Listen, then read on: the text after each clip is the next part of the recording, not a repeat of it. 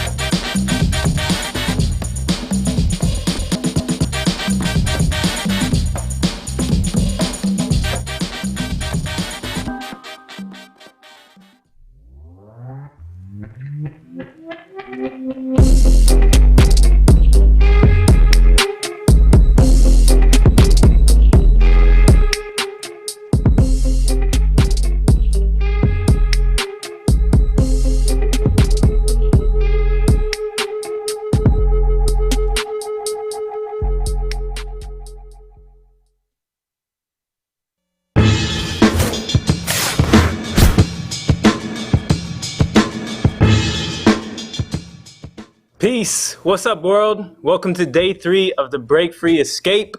What a past 3 days it has been. Day 1, we kicked it off with the mental, right? Training on the mental and everything, your approach and the intentions behind your moves, along with habits and training techniques and how to think, how to get the source of your inspiration and bring that out and manifest.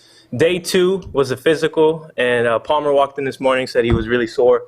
And I think that's a good summary of how yesterday went, how we physically trained on technique, formed training regimens, and got a lot of great feedback over the past 2 days. And this all leads up to day 3, the culmination. And I think it's a perfect way to end with what we are calling the building session. So the building session today is an open Q&A. We also have pre-submitted questions and pre-prepared topics for you guys, which Palmer will run down for you guys. But at any point during this podcast, any point during this live stream, if you at home have a question, right, we do have some Zoom participants who will be tuning in live and chiming in live with us and engaging with us live. But if you're watching on YouTube or Facebook, please type in your questions and we'll be able to cover that and engage and build. That's what today is about, is building and building and building, following through, being able to take the lessons and the conversations and the dialogues that we do have. And that's what building means, being able to actually manifest it into something. So Definitely. So yeah, if we would just want to start off the first topic, we want to go over the mental approach, right? And the first thing that I kind of wanted to talk about, it's a story that I remember whenever I first got into breaking. I first got into breaking from two of my friends from my neighborhood. Their names were Lewis and Chewy, right? And back then it was about VHS tapes, right? And they had a VHS tape of my boy Moy over here practicing at his house. And let me tell you something. The video starts in the morning. I would assume it's the morning. It's daylight, and literally the tape goes on him practicing in the room with the bed propped up, just like our boy Matita from Solidarity, just like that, man. And you practice all day, all night, dude. And I just kind of wanted to get your opinion, like on the like you were setting like the foundation for your mentality, right? You were working hard towards something. I kind of wanted to get and pick your brain maybe about that, like. What was your mentality back then? Like, what made you want to get up and prop your bed up against the wall and practice from morning to nighttime? You know what I'm saying? Yeah, actually, I know that video. Yeah. The crazy thing is, I still don't know how they got it. Yeah, how they got the video.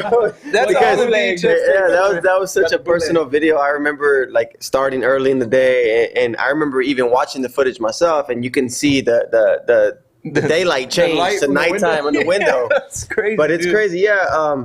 You know, when you first kind of jump into something, you don't know a lot about it, but you're excited, you're hungry for it, so you kind of devote all your time to it. And so that's exactly what that was, is, you know, we didn't have the platforms that we had today, so we had to be able to just, you know, shoot for a hope and a dream in hopes of that you learning something new every day.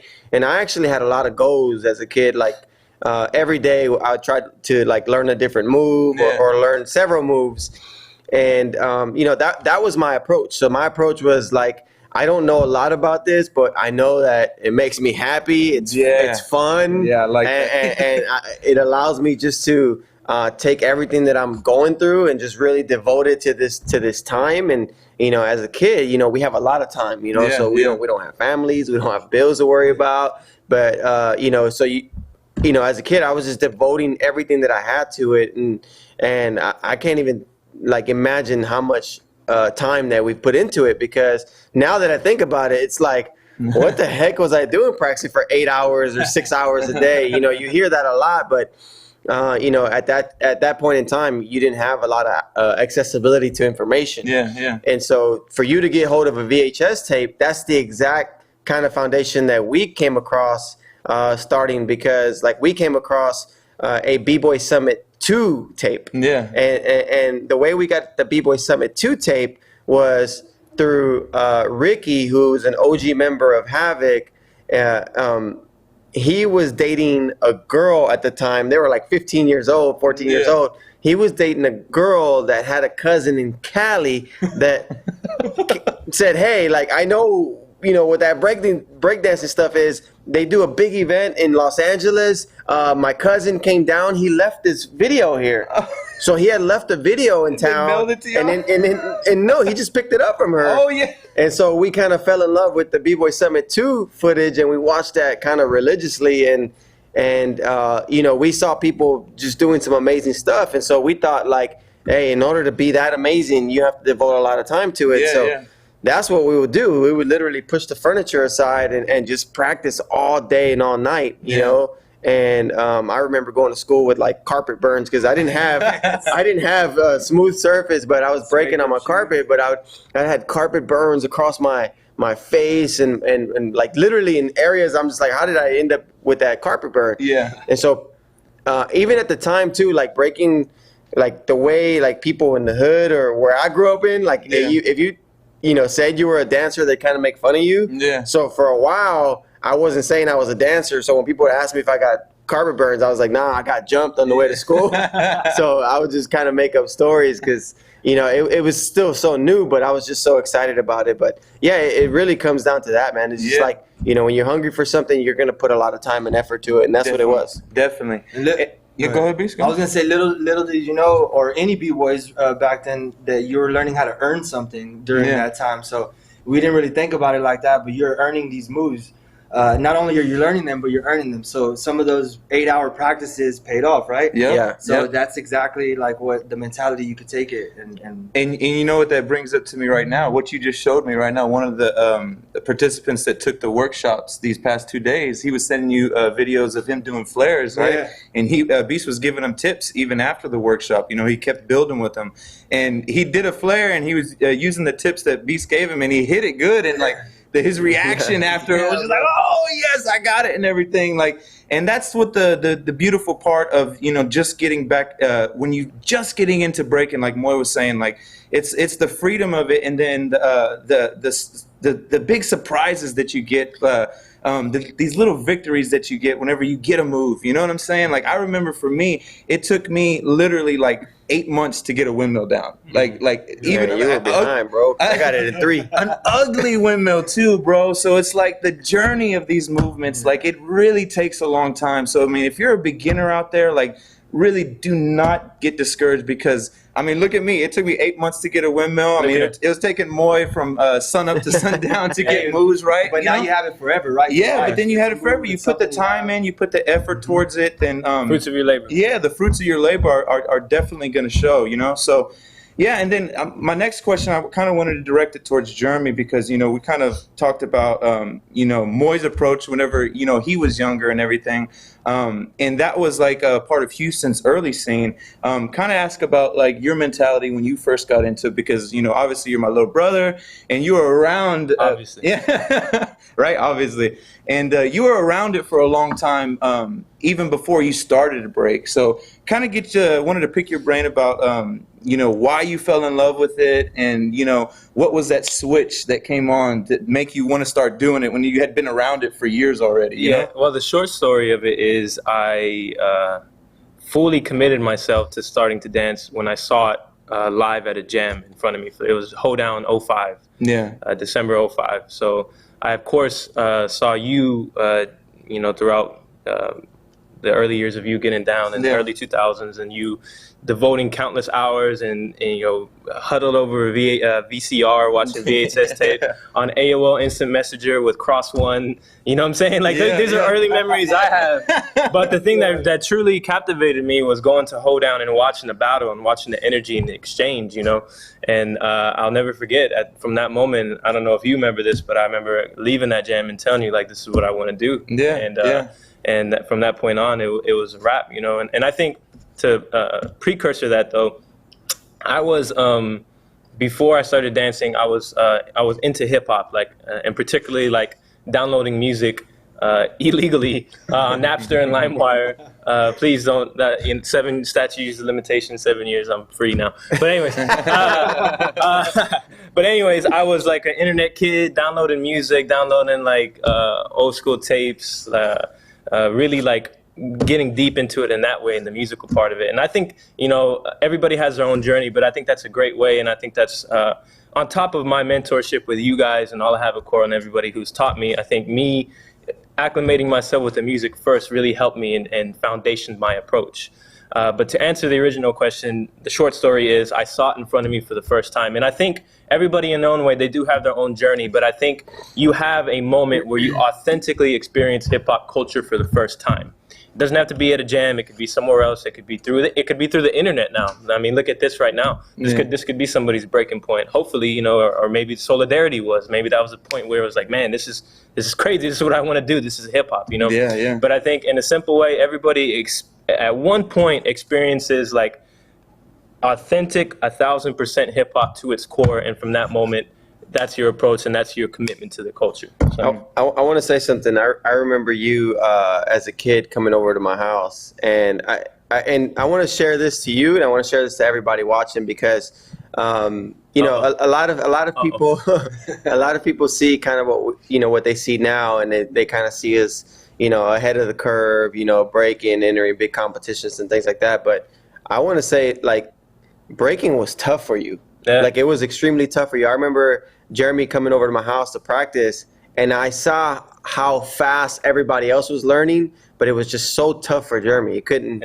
he just couldn't get it at first. And I remember, if you recall this moment, I remember it was a moment in my garage, and I said, watch, you're going to be better than a lot of people. Yeah, I remember that. I specifically told him, I said, watch, you're going to be better than a lot of people. All your peers that you're coming up with right now, all these young breakers, I said, and it's not to discredit them, but I saw Jeremy's work ethic, and like, I saw how much he wanted it. And I've said this, I don't know, a million times, even when I was teaching you guys, that, when you want something, you do whatever you can to get it. And he was a perfect example of that. Like, it was extremely, extremely difficult for him, but like, he really devoted all his time and energy to get it and to get where he wanted to get to. And so just use that as a word of advice for all you guys, that, it may be so hard and difficult in the beginning, but if you just stick with it, you will see the results. And I talked about that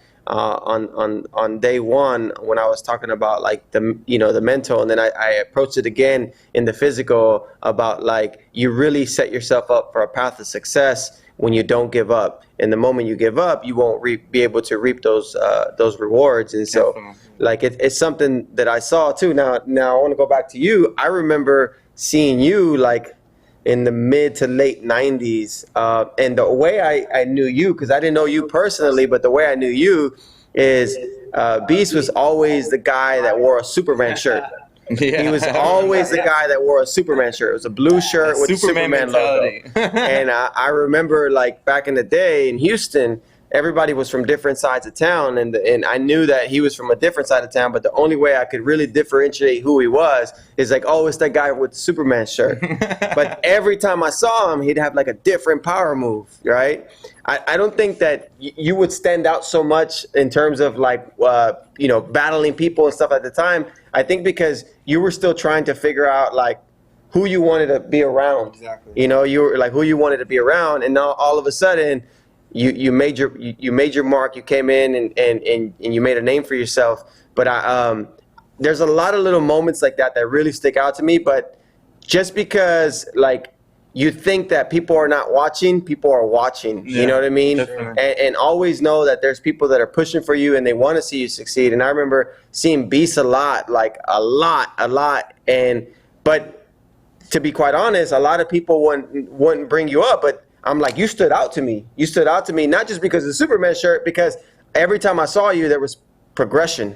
And that's the hunger that I was talking about with Jeremy, is like, he may not have stood out to a lot of people, because I remember early on too, nobody would talk about Jeremy. Yeah. But the moment that he made his way in and made his mark, then that's what people talk about. Sure. So it's just a matter of not giving up. But that's really the foundation. That's your foundation, is being able to know exactly where you're at, and having the knowledge and understanding that it's not going to be easy. It's not, and not for anybody. Now, you talk about Palmer's 8 months to get a windmill. It took me 3 months to get a windmill, right? 3 months into breaking, I got it in 3 months. But it doesn't mean that, I was better than him or he was better than me. It just means that people learn differently. Yeah. And it really, it's really what you want. So if you I really wanted it. And Palmer may have really wanted it, but not as bad as I wanted it. Yeah. And then maybe that's the differentiating factor. And that's how, no, seriously, that's how sometimes. No, man, I was practicing hard. I just couldn't get it. No. I'm going to tell you right now.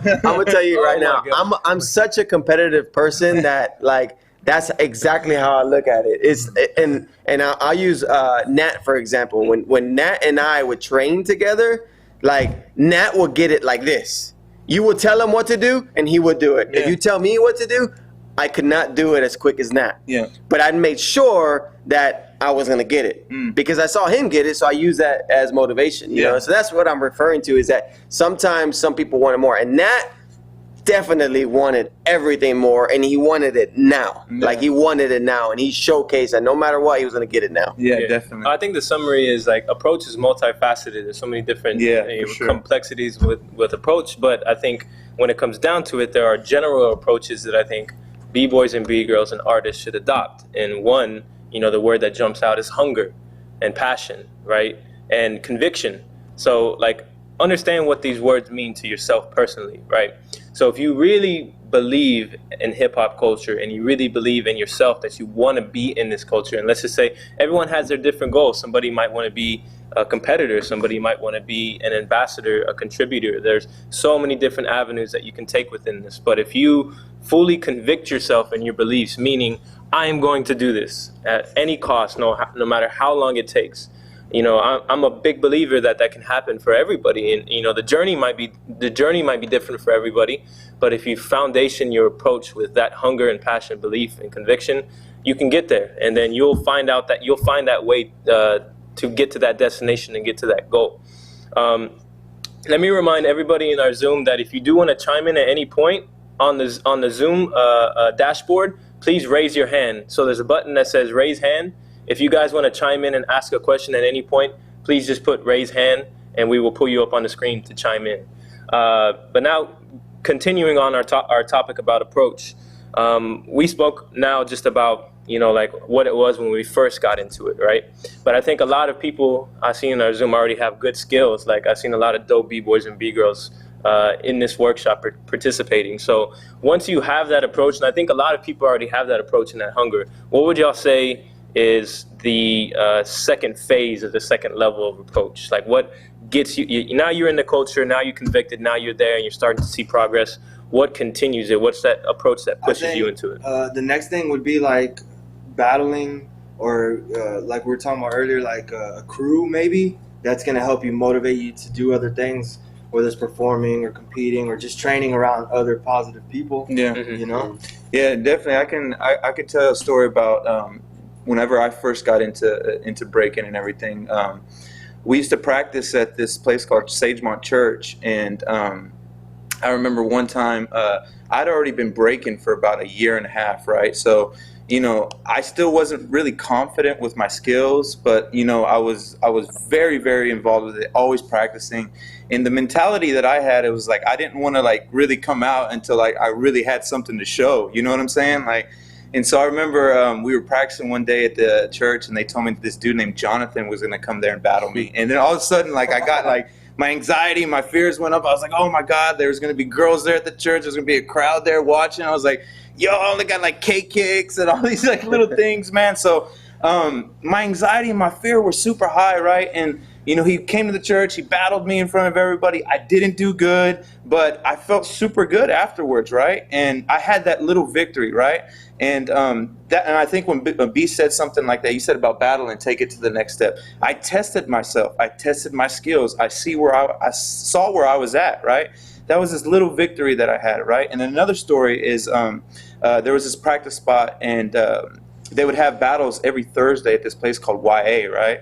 And that's where Moy and everybody hung out. Like all the heroes of Houston were there, man. Like, and so it was a pretty high level at that point too. You know what I'm saying? It was intense. You walk into YA and you have to just go to your side because everybody was and so I would go there, and it would just be amazing to me. I remember the first time going in there, I saw Moy just holding the air baby. It was Moy there by himself. It was raining. I remember he was just in the corner, just literally holding the air baby for like 2 minutes. It's just like, oh, okay. Like, so anyways, they would have battles every Thursday, right? And I was super scared to enter the battles. I didn't want to do it. And my friends signed me up without knowing, and they called my name up, and I was super scared again, but I went through it. I went through it. I tested myself, and I encourage people to find these ways to test yourself and test your skills. You know what I'm saying? So for me, like, I would feel like that would be the next phase. Find ways to test your skills. If it's not battling, get into some ciphers, or what I'm saying, like, find somebody to teach you, break out of your box, something like that. Sure. Yeah, exactly. Gain experience for sure. Yeah, and I think these experiences further your approach to this dance. And I think approach is an ever-changing thing. Like, it's constantly evolving. Yeah. You soak up all the different inspirations and experiences and happenings and different people that come into your life. Yeah. And that, changes your approach. And that approach, again, is what navigates you on that path, whatever path you do choose. Yeah. So after B-boys and B-girls commit themselves to the culture, convict themselves in their beliefs. They find their circle or whatever it is, what their home, their community, their place that they practice at. I think then after testing, it's about research. It's about fully researching and understanding what the traditions of this culture are for you to contribute to it and to preserve it. So maybe Moy, can you speak about because I know you, if I could relate this personally, you're my mentor, but you in your journey got teachings from Po One, from Ken Swift, from Crazy Legs, on your journeys, and that contributed to my learnings, and that was passed down from there. So I of course owe you a lot and owe all of you a lot, but can you speak on that accumulative knowledge that's built up and passed down like that? I think that is a good topic about approach in the next phase after testing and experience and all that. Yeah, let me kind of backtrack before I get to that for a second, because I think this is important. I remember when we first started off the workshop series on day one, I talked about there was a clip that was even shared that hopefully at the end of this workshop you'll find the reason why you get up every day to do what you want to do, right? You have to have a reason why. And I remember, and I'm gonna get to that right now, but I remember being a kid, and when I started to learn quickly, because of how hungry I was for the dance, I started to even think further more of what can I do with breaking. And I remember I started to do my own research, and the only website that really existed at the time when I first started breaking was a website called bboy.com, which was ran by Fresh from LA Breakers. I love that site. And that site had so many photos and discussion forums. And then obviously there was the search engines. You go to the search engines and then you just look up breaking. And then I learned a lot about Rocksteady and Ghetto Original Productions. If you guys don't know what Ghetto Original Productions, it was a production company that was really the footprint behind a big movement, a big production called Jam on the Groove. And so I learned a lot about Jam on the Groove, which is probably the first official b-boy hip hop off-Broadway theater production, and it was put on by Ghetto Original Productions, which is a collaborative of Rocksteady members and other members. But that inspired me, so I dove deeper into that, into learning myself, which eventually just kind of spawned more opportunities for myself to just learn more. And then as I started to travel, I started to come across people like Legs, Ken Swift, Mr. Wiggles, these people that I looked up to. So I knew a lot of their history already because I did my personal research on them. So I advise for you guys to do your own personal research. That way, if you do come across these people and you do come across the people that you've about these stories that you've read, you have the right questions for them. And so, I was taught a lot, by these guys, not directly, but indirectly, just talking to them and learning more about them, seeing their journeys and how they took, where they started to what's happening today.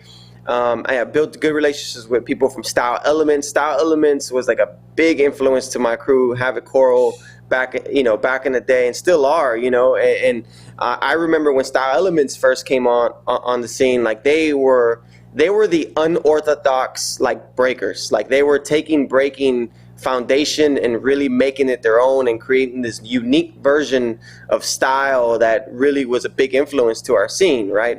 The threads, the stacking of the freezes, a lot of the movement between house dancing and breaking and mixing that together, routines, weight sharing routines. That means routines that you're using each other to be able to create body threads and things like that. And so they were a big influence for that, and so they inspired us a lot. And then I built a really good relationship with somebody that a lot of people don't talk about. I know you mentioned Po One, but my first key contact in Style Elements was a guy named Quality. His name is Derek. If it wasn't, I'm gonna tell you right now, if it wasn't for Quality of Style Elements crew, I would not know as much as what I know today. Quality came down to Texas one time for one of the B-Boy City events back in the day, and he just saw like us like just killing it and taking what we were doing to a whole nother level.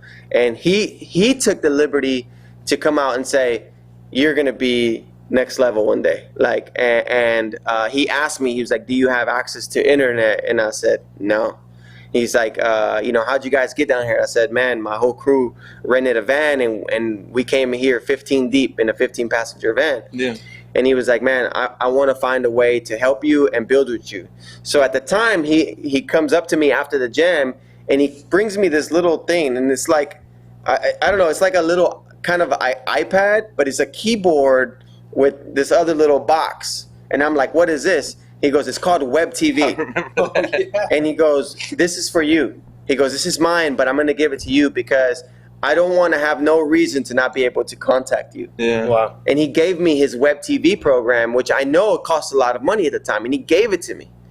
And ever since then, like we stayed connected for like so long, and he was just always just educating. And I remember in 1997, 1998, he said, "Come down to Vegas." He goes, "I don't know how you can get down here, but come down to Vegas. I want to be able to show you so much more." So I'm like, I'm super hyped because I'm like, this guy from Style Elements, like one of the OGs from Style Elements. A lot of people were talking about like Remind and Crumbs, but like Quality was like one of the OGs in Style Elements. And he said, "Come down to Vegas." And he goes, "I got shows for you guys." So I remember I did a show for him. We opened up.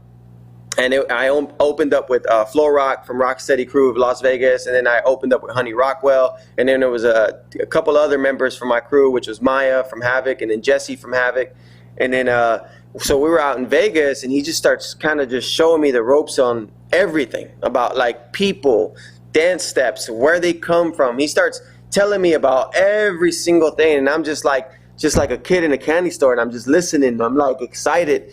And then he starts giving me, like, he's the first person that gave me apparel. Like, he's the first. He had a clothing line called Mo Flav, and he would give it to me, and he would always say, he goes, "Because you got Mo Flav, you got Mo Flav." And then, you know, so he would just give it to me, and then I'd rock it, right? And it was always baggy because I was such a little bitty kid, and he only had bigger clothes, and so I would just wear it. But Quality was the first one that really directed me to kind of the world of like really like learning and expanding. And learning from different people. So, you know, it first starts with you wanting to learn and dive deeper into the rich history of the culture. And then when you come across these people, and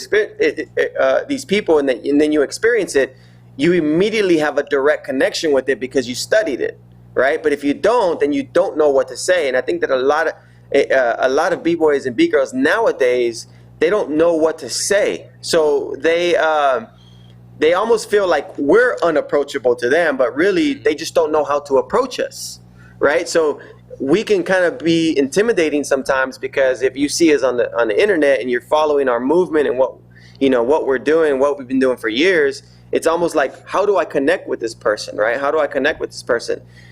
Luckily for me is I was inspired by the entire movement. Web So. TV? And through Web TV, I did a ton of research on breaking and pioneers, and so when I came across these people, I already knew what to ask and what to do. And then going back some more, I always knew, like, again, when I first started learning and started getting better, I always knew what I wanted to do. And sometimes it was a conflict with even members of my crew. And I'm not going to say no names, but I remember specifically it was one night at YA that, you know, Palmer was talking about that they would have this place every Thursday. And I was actually like one of the founding breaking members at YA when it started back in like 95, 96, when it used to be just this little location. But I remember one of the YA nights when one of the battles was over, and not to toot our own horn, but it was just like we were winning those things every time. We were winning the YA nights pretty much every time. And it really crossed my mind to be like, and I want to say this is like 96, 97, but it really crossed my mind to say like, man, I think we could take this somewhere else. I think that we should go battle in Cali, New York, or across the world. And so like that was my next big goal. It was like, man, I gotta go battle people all over the place. That spark was lit. Yeah, I was like, I don't want to just battle Houston people. I want to battle everybody. I want to battle everybody. That's how you earn respect, and that's what you want to do. Yeah. And then I remember, like the following week, we came back, we did the YA battle again, we won again. And I remember we got into this big heated argument. And this is before Havoc Coro was Havoc Coro, it was just Havoc. And I remember I got into a big heated argument at YA in one of the back offices with a couple members from my crew. And one of the things that still stands out to me this day is that one of the guys from my crew says, out of nowhere, it just comes out and says, yeah, we're talking about starting our own crew or joining Coro or joining a different crew because, you know, all Moy wants to do is just travel the world and battle everybody. You know, like that. Like it's a bad thing. Like it's a bad thing. Yeah. So that really stood out to me because that's when I knew some of these guys were not on the same page as me, you know, because it's what I told you guys, you know, these past few days. You have to set yourself up on a path for success, and the way to get through that is to clearly set these little milestones or those little victories that you talked about, and then get through them. Because if you reach a little victory and you think that you reached the level of success then it's wrong, because then you cap out there. And so I started to look at it like kind of like a step process to where I want to get to. So I'm like, okay, cool. I done battled everybody in Houston. Then let me battle everybody in Texas. Then let me battle everybody in Cali. Then let me battle everybody in, you know, in other parts of the states. And then let me take it across the world. And for some people, obviously, back in the day, it was an issue. But for me, it was like what I wanted to do. And so when the first opportunity that I got, like in 1999, to travel overseas, all expenses paid, when I got that opportunity, I literally cried because I cried because I knew that nobody else could come with me. Yeah. But then again, I snapped out of it because I'm like, I'm the only one that wanted it. Yeah. I'm the only one that wanted this. That's true. Right?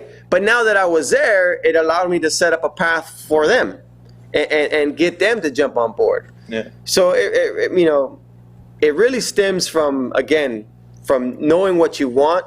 And then when you get what you want, you do the research. And then when you come across the people, right, you have the right questions to ask them. And then you get inspired again, right? And that's why, you know, this dance or this culture is such a self-motivated culture that you have to go out and do it yourself. People are going to be there to guide you and direct you. And now with all these platforms, you have all the information literally right there accessible to you. But you know, it's up to you. You know, you're not going to wake up one day and roll out of bed and then there's going to be an email that says, hey, you want to go to Japan? No, you have to let people know that you want to go to these places. You have to let people know. And it starts from your presence every time you go out there and make your mark. Definitely. You know what I mean? So it's something that I don't want you guys to take lightly. Like if this is something that you want to do, like you really have to showcase it. And that way people see it so transparent and it becomes visible. And then all of a sudden, boom. Yeah. Next thing you know, you're there. Yeah, definitely. It's definitely a beautiful thing to hear you say that, you know, the story of quality, giving you the web TV and, you know, you not being connected to the internet. And then fast forward to now, you know, we're doing an online workshop question and answer, man. So it really shows the progression of hip hop and how these little things can set you up for, you know, big things later in your life. You know what I'm saying? Yeah. I think we have somebody. On deck, we have somebody. We're going to take a quick break. And then when we come back, we have a B-girl in the Zoom that's going to chime in and give a live question with us. So we'll be right back with a live Zoom participant with chiming in with some live engagement. Break free. Hip hop is a culture, a community. And it's made up of 4 elements: the breakers, the MCs, the DJs, and the graffiti writers. And the values that it represents is peace, love, unity, and having fun. We are from a culture that ignites inspiration, creation, and innovation. We need to have a peace of mind that everything that we do will impact our scene greatly. We do this because we love this. You give us the garages, the concrete, the jams. Regardless of where we are, the essence of what and why we do this lives in us. The idea and hopes to connect the world of artists and community through art, passion, and love. This is not about one person, an event, or even a single art form. The vision is much greater than that. We are a collective of emotion, passion, love, heritage, and so much more. Together, we can create the unimaginable. We need to remember the true reason of all this. It's the idea of self-expression and exploration in our journeys. You know, the vibes, the dance, and the moments that make us smile or laugh. This is fun. Let's not forget that. We believe in empowering people to have access to valuable information and resources to break into the hip-hop community and guide their life's journey. We believe that all this can be accomplished yielding great rewards for all involved while maintaining a balance in life. We offer a space for every Break Free Worldwide member where you can create your escape and make it your home to enjoy the core values we are adhering to: peace, love, unity, and having fun. My name is Moy Rivas, the founder of Break Free Worldwide. Welcome to the Break Free Experience.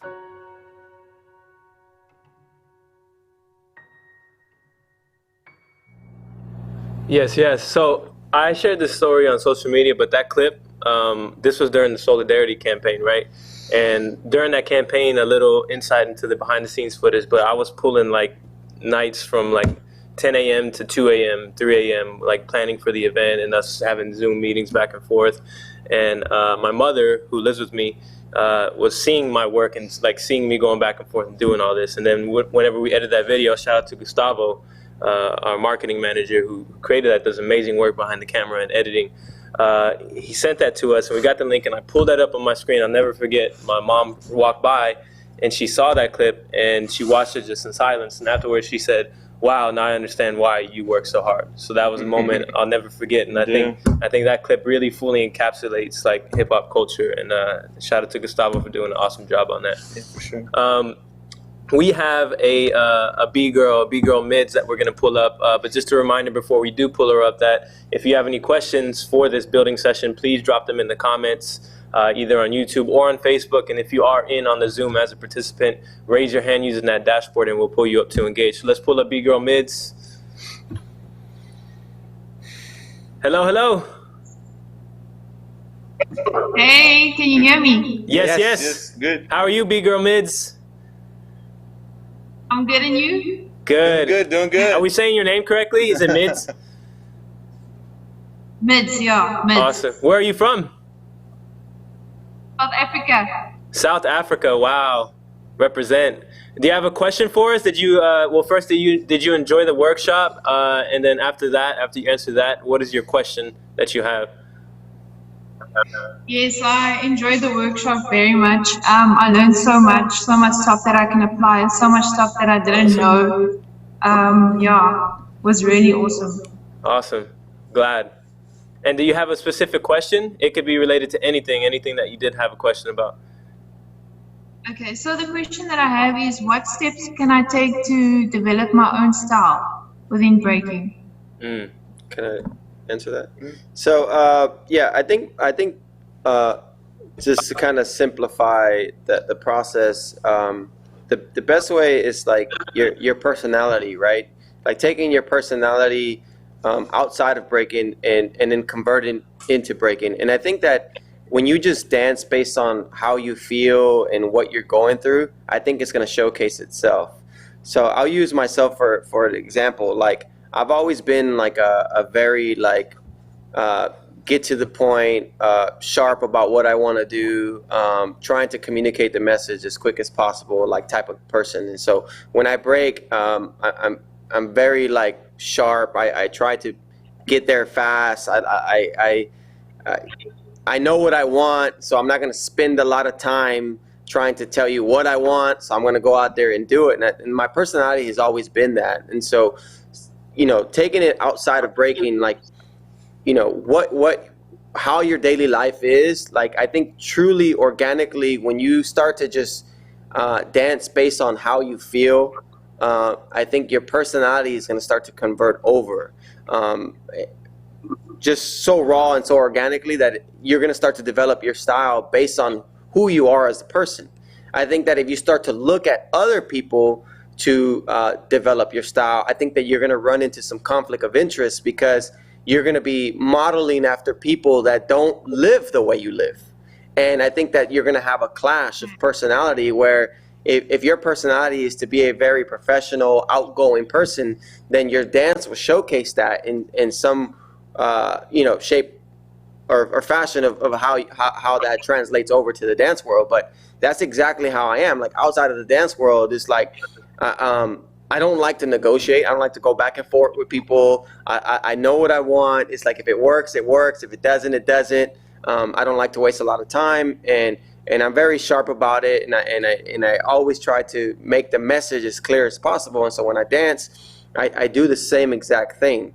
So you don't see me doing these crazy, massive, long rounds, because if I do something and it feels good to me, then I'm okay with it. If I win, I win. If I lose, I lose.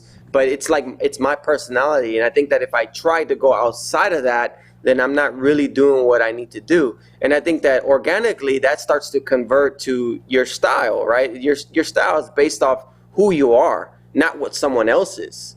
The best version of yourself is you. Like you cannot be anybody else. You can be inspired. You can be inspired and moved by the way people do things, but ultimately it's what you feel, how you go about your day, how you execute your jobs, your schoolwork, or even your relationships with your friends, or people that are in your life. Like I think that a lot of that really does carry over. And that for me, the best advice I can give you in terms of developing your style is just really focus on who you are. And I think that that's going to convert over to something that's going to make you so comfortable because it's what you know. And I think that sometimes B-boys and B-girls get uncomfortable because they're trying to model who they are off how somebody else lives, and that's not the case. So that's my advice. Yeah, if I could say how this is kind of off the wall, it's a little bit different. And what Moy said is right. Like everybody is gonna have their own way in their own life and how they reflect them. But a little bit of like when I started dancing, well, I didn't necessarily look up to other b-boys. I looked up to like sports athletes like Michael Jordan.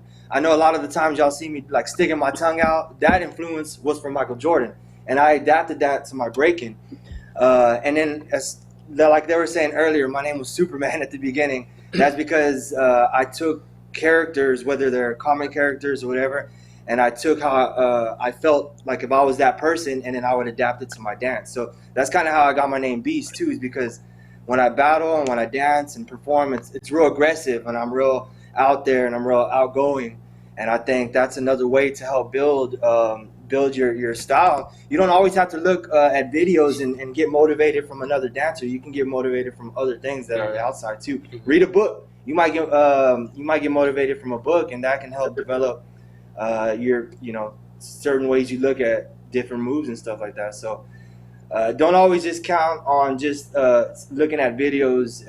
There's always other ways too to motivate and to develop your character. Yeah, and definitely just staying true to yourself. I think that was a big point of what Moy was saying. Like there's this quote from Ken Swift that I really like. He says, "I can teach you how to do a CC, but I can't teach you how to do a CC." Meaning, the feeling behind it is what the foundation really is, and you can tell that too when a person is dancing. You can tell when a dancer is just going through the movements, and then you can tell when a dancer is really feeling it. You know what I'm saying? And that comes from something inside of you. You know what I'm saying? Like these moves and movements, they're just the tip of the iceberg, and what's underneath in the water is the feeling behind it. You can rock a CC, but can you really rock it? Like put all your feeling into it and everything, right? And that comes from how you're feeling. It comes from outside inspiration. It comes through what you're going through. There's some practices where I go super hard because I had a bad day and I'm angry and I'm just trying to let it all out. You know what I'm saying? Like, so really pay attention to, how you're feeling and apply that to your movement. I think you need to embrace your strengths and work on your weaknesses as well. I said that in yesterday's workshop, but that's a big part of developing your own style. Is don't run away from things that that you're good at, and don't run away from things that that you're bad at.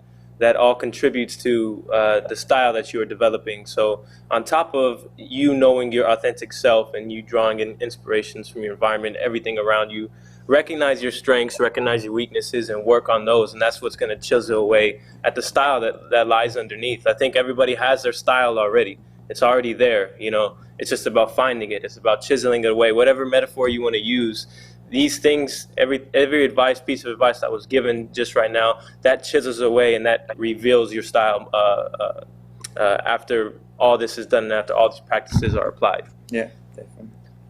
Hope we answered it. Hope we, gave you a couple of good points of advice. Do you have one more quick question, or is that okay, B-Girl Mids? That's all. Thank you. Awesome. Much love to you in South Africa. I think we got a couple more questions. MVP Yes. Sam. Yes. Let's keep it moving. If we could pull them up. Eva, bust a move. What up, Eva? What up, Eva? What's going on? Not much. I really enjoyed yesterday immensely. There's two big things that have stood out. I'm sure more I'll start to like realize different things I've learned as I process like the 2 days. But one thing that I truly enjoyed was Moy's dynamic warm up. Because sometimes I feel very bottom heavy, and it was really helpful to make me feel a little lighter so that I can start to move. The other thing I really enjoyed, I think it was Jeremy who talked about the 3 different time stamps. Tempo. Yes, tempo. That was awesome. But I do dance other styles, and I wanted to ask if maybe, I think one of you does house. I can't remember. It was on a live, or maybe you were interviewing someone that introduced house or they were doing house in their breaking with like Top Rock or something. But I find that when I shut off my mind and just practice the freestyle part of it, I go astray. Like, it no longer is breaking, it'll turn into voguing, or all of a sudden I'm house dancing, or I'm popping. And it's like, oh, I'm practicing breaking. Have any of you ever, have you guys met someone or have known someone that, or your personal experience of how you can start to train these other languages that you have to embed them into your breaking without straying away from the essence of the breaking style? Yeah, if I could chime in on that, I'm not a house dancer, but you can lock pretty good. But I grew up around all style dancing. Our crew is built off house dancers, freestyle dancers. Yep. Poppers, breakers, and contemporary, modern. Literally the crew has done it all. And something that I've noticed, within our crew, or just seeing other dancers experience what you're experiencing, is that a lot of it too could be based on kind of emotion. Dance is such an emotional and spiritual vibe that you're trying to force yourself to break, but right now at your current time and what you're feeling may not want it to be, breaking. Yeah. It may want it to be voguing, or may want it to be house. So I don't think it's necessarily a bad thing. I know that from a discipline standpoint, you're trying to structure it to where you can do one dance form or isolate that dance form, but at the same time, I think it's almost wrong for you to stop what you're feeling. So if right now the discipline in your mind is like, I need to focus on breaking, but your mind is set on house dancing, go with house dancing, because those feelings you cannot get back, and so you want to be able to ride that wave of that feeling, and not put you in a negative place where you feel like you're straying away, because in reality, let's take that negative to a positive. In reality, you're being directed towards your actual feeling, not what you're not feeling. And so you're trying to direct yourself into something that you're not feeling at the moment. So your body is saying, hey, in your mind is saying, hey, I want you to do this dance, but your body and your emotions and everything is guiding you the other way. So it's like, it's really taking that negative into a positive and saying, because to you right now it's a negative that like, hey, I struggle with, trying to dive into something, but I always stray away from it, right? But from the positive side of things, like, don't look at it like that. Look at it like right now, this other dance is calling your spirituality or your vibe or the essence of what you're going through. Like, it's calling you. So go with that, because then you're truly not going to develop breaking at its highest potential. You're not going to develop breaking at its highest potential because it's not getting that emotion. Mm-hmm. So when you're truly ready, yeah, that's true. Yeah. So when you're truly ready to devote your time and your discipline to breaking, you'll know. And I'm not saying it's a bad thing or like you don't have time. I think that we do have time. Time does move extremely fast, but at the same time, you should do it because you love it and because it shouldn't be forced. Like why I'm a 1000% b-boy, it's because that was my calling. If I was a house dancer, then I'd be a world-class house dancer. You know what I mean? But it's what breaking that's called me, and I devoted everything to it. And now I've been able to, because of my history and the crew that I've been involved in, I've been able to pick up on different dance styles through choreography, performances, and things like that, or even ciphers where we just kind of bug out and just kind of go with the feeling. But I wouldn't say I'm a house dancer. I may know how to do it, but I just don't do it all the time. So my advice to you is to really ride what you're feeling, and that there will always be that time for, your breaking. But in reality too, it's also music, like what music do you have on? Because I'll be honest, like if you're trying to break and you have, jazzy house music, it's not really going to allow you to break. It's really going to guide you in a different direction.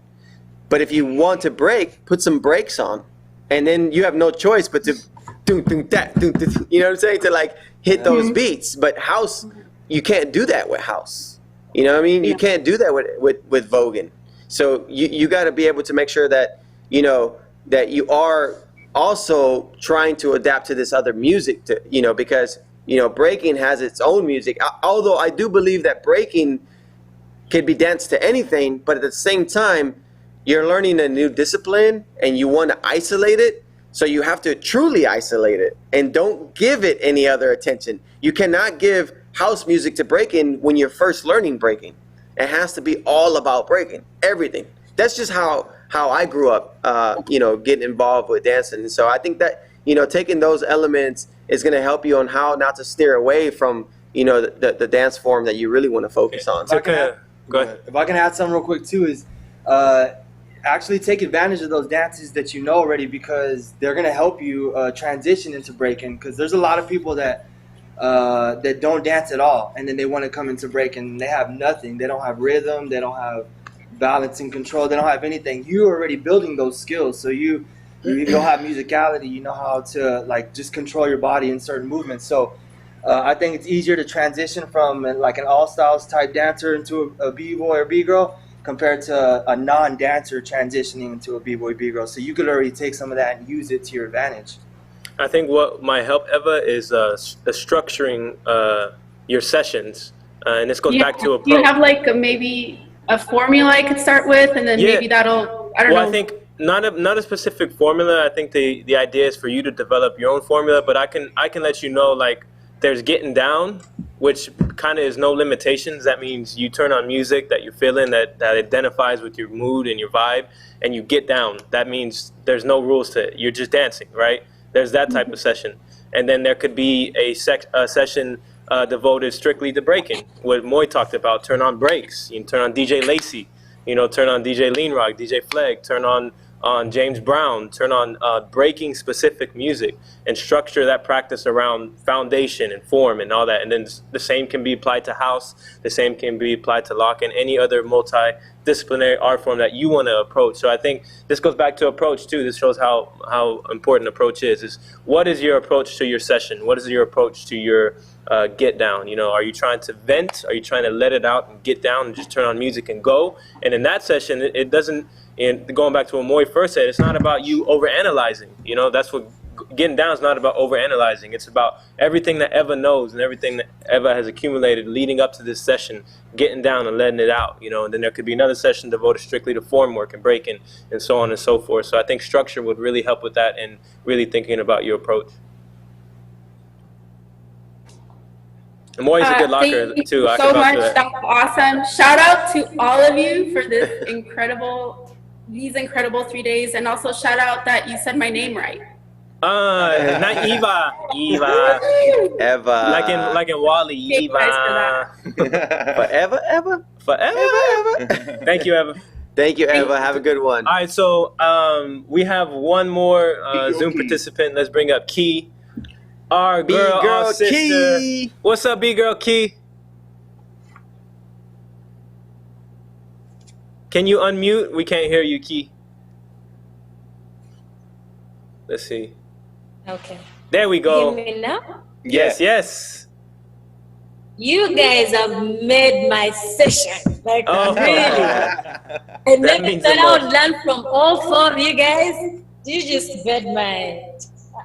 I have So man. awesome. That means the world, Key. Really. That really means the world. Yeah, my question is, I tend to have challenges at times when mostly battling. You find yourself with all this energy, and when you start moving like that, your energy drops. And then you get to a point where you feel like your body and the music are not moving at the same time. You're like on and off. So I don't know whether you could share some tips on that. I don't know. The moment of the battle. The moment of the battle? Yeah, so like, if I could, I'll jump in and I'll answer that first. So I think when it comes to the moment of battling or performing, right? Of course, it is completely different from you getting down in your comfortable environment, your home or whatever it is that you practice at, right? So it's almost like every single battle, every single performance opportunity, like you are thrown a whole nother set of vibes and feelings, and you as a dancer are supposed to take that and then manifest, right? So that's the challenge of it, you know. And I think that's why some people have a hunger for battling, because some people look for that feeling. They're like, I want to be challenged. Like, throw to me these environments, these songs, these feelings that I've never experienced before, and I'm gonna show you what I produce, right? My advice in my times is, and these are things that I think are repeated often, but they're repeated for a reason, is, and again, going back to approach, but what is it that makes you get in that zone, right? Is it a thought? Is it the music? And let's just say the music doesn't certainly speak to you at that moment. I think a lot of dancers talk about that. Or like, man, I'm in a battle, but I didn't feel that song. Or you know, or there was all these lights and everything, you know. But I think it's about you finding the reason, the why, the approach in that moment, in that, you know, chaotic environment in some ways. And my specific advice to that, what's helped me a lot, is that in my times that I practice in my spot solo or even with other people, let me speak about solo at first, is I try to put myself in situations where no battle, no lights, no other song, no person in front of me talking and throwing hands in my face or whatever it may be that might happen in a battle, or a crowd of like 80,000 people, whatever it may be, that won't intimidate me, because I put myself in situations in my individual practice that will prepare me for that, make me feel like I can conquer everything. So for me personally, that might be like turning on songs that are really difficult to, like, for me to get down to, or like if I'm practicing with people, and this is a big part of my upbringing, is like I'll go 50 rounds against Little John, or I'll go 40 rounds against Moy, and for me that puts me in a mode of like, man, I'm already battle tested. Like I've already put myself in situations where it prepares me for everything, you know? It's almost like you got to simplify the battle situation and look at it like, okay, I'm all the attention is on me. There's this so many amount of people. There's these lights. There's this music, and they're telling you to go. It's like you're being pushed, go, right? So look at that situation and try to put yourself in as many situations as you can, which will make that situation seem like nothing. So that could be different for everybody, but simple general situations I think you can do is battling yourself, right? Putting on music and going rounds and going 10 rounds, 20 rounds. So, you know, most of these battles and competitions are like 2 rounds, 3 rounds. So that can seem like nothing to you, you know? So in general, my advice would be try your best to battle test yourself and put yourself up against other people. And then that will further prepare you for the battle. I think we lost Key. Can we put Key back on? And then once Key gets back on, we can you guys can contribute to that question. We got some good questions on here.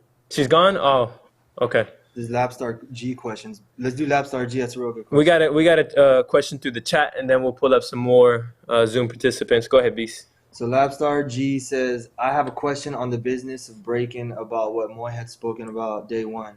This year was going to be the first year dance is a sporting code in schools in my country.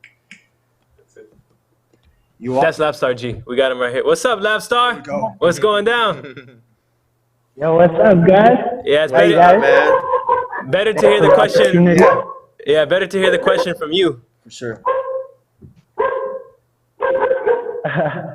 No, much respect, much respect. I just want to give a big shout out to you guys for what you guys have been doing. This is, like, I'm kind of doing the same sort of a thing in South Africa and trying to like reach Africa through mediums like this, and I think it's a brilliant idea. And yeah, you guys did a really great job. Tuned in, thank you, bro. Thank you. Through my platforms. But to make it quick, because my puppy might attack me, I just have a big question on the business of dance. Like in 2010, I kind of stopped battling because I realized there are a lot of loopholes when it came to like sponsorship, applying for sponsorship. We needed more weight for brands to kind of like jump on, and also when it came to like kids in schools who take up breaking as a sport, and how that has, like this year we were supposed to have dance as a sporting code in schools, so it would have been the first year that a dancer could get his colors and apply for what do you call it when you get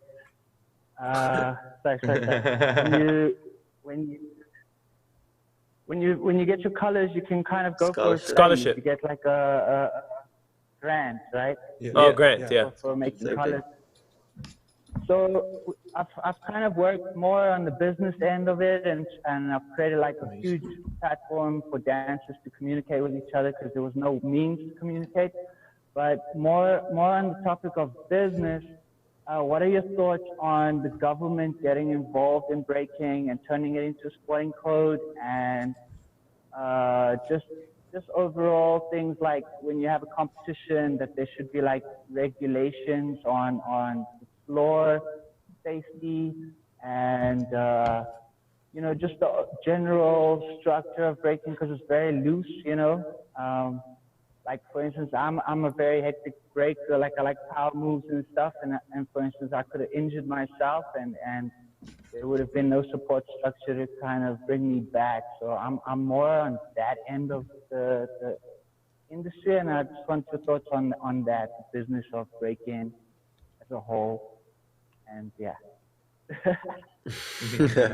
Well, first off, I think it's amazing that, you know, that that breaking is being recognized in your country that way. And I know that there's a lot of things that happened this year that maybe stopped it from, you know, it being pursued. But at the same time, just the opportunity of it being recognized is a big step forward.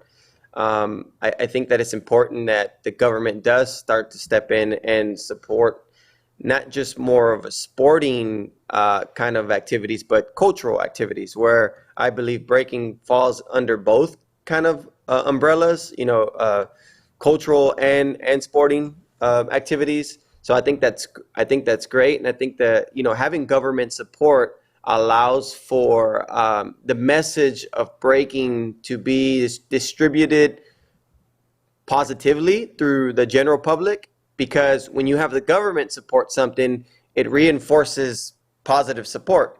But if you don't have the government support it, then then general public who doesn't know about breaking, they're gonna just put the street mentality behind it because that's what it is, right? But when you have the government support, or you have platforms like the Olympics come in and say, hey, we want this, we want to be a part of this. How can we be a part of this?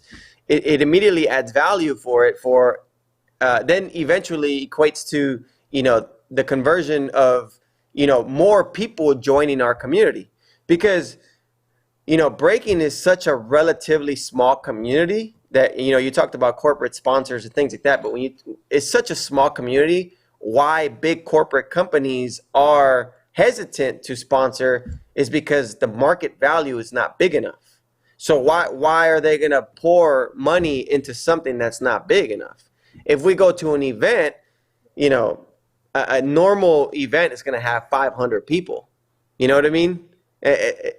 On average, it's going to have 500 people. But if you go to a soccer game, a baseball game, a football game, whatever it is, right? You're going to have 15,000 plus people every single time.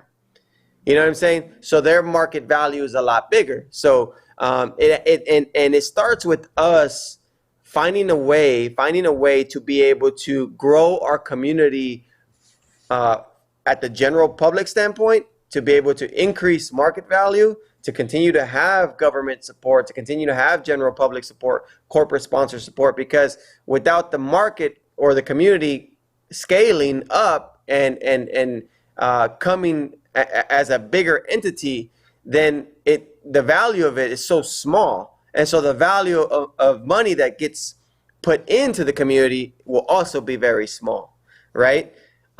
So I think that we are on track. We are on track to be bigger than what we think that we can become.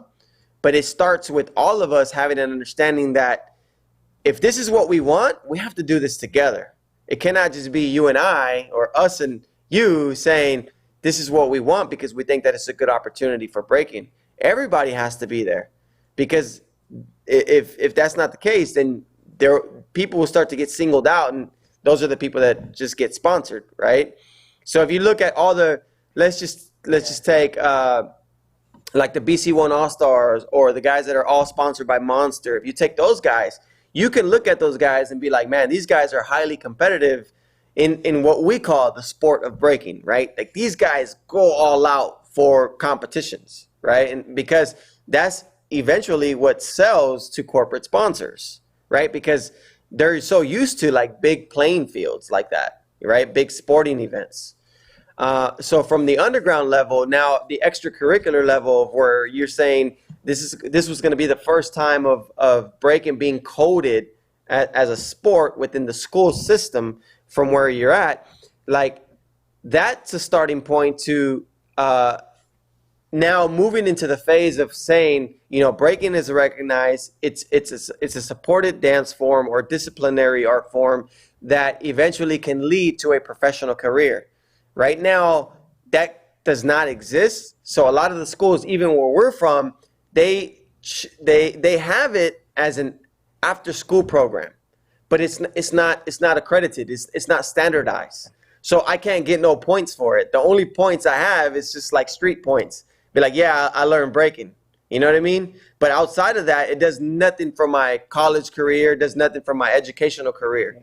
So to have that in your country is a big step forward, right? It's a big step forward. It's going to add a ton of value to where you're from. And if we can get every country to operate at that level, then we're going to go from a community that has maybe at the max 1 million viewers to 100 million viewers just like that. If breaking goes to the Olympics in Paris 2024, which I believe it will, it goes from, 1 million viewers to 100, 200, 300 million viewers. So I think that we are on the right path for that. But there are some challenges along the way, because we don't want to strip away the essence of what breaking is, because breaking is a street dance. it is a cultural art form, and we just have to know that when we step on a new platform, new territory, that we are the representation or the essence of hip hop, or who we are, you know. Yeah. Not for real. Respect. Thank you. Yeah, I know it's a lot. And you asked a lot too. Much respect, Lab. Thank you, brother. We appreciate it. Much love to South Africa. Yeah, so man, we're rolling. This is great. I feel like a lot of progress is being made even within ourselves, man. Learning a lot. Sure. Yeah. That's a beautiful thing about building and teaching. So we're going to come right back. We have some pre-recorded questions, and we still have some questions coming in from the Zoom and the chat box. But when we do come back, we'll have some pre-submitted questions that we'll go over and continue these topics and keep it rolling. So please stay tuned. Drop us more questions in the chat box. Let's break free. Be back soon.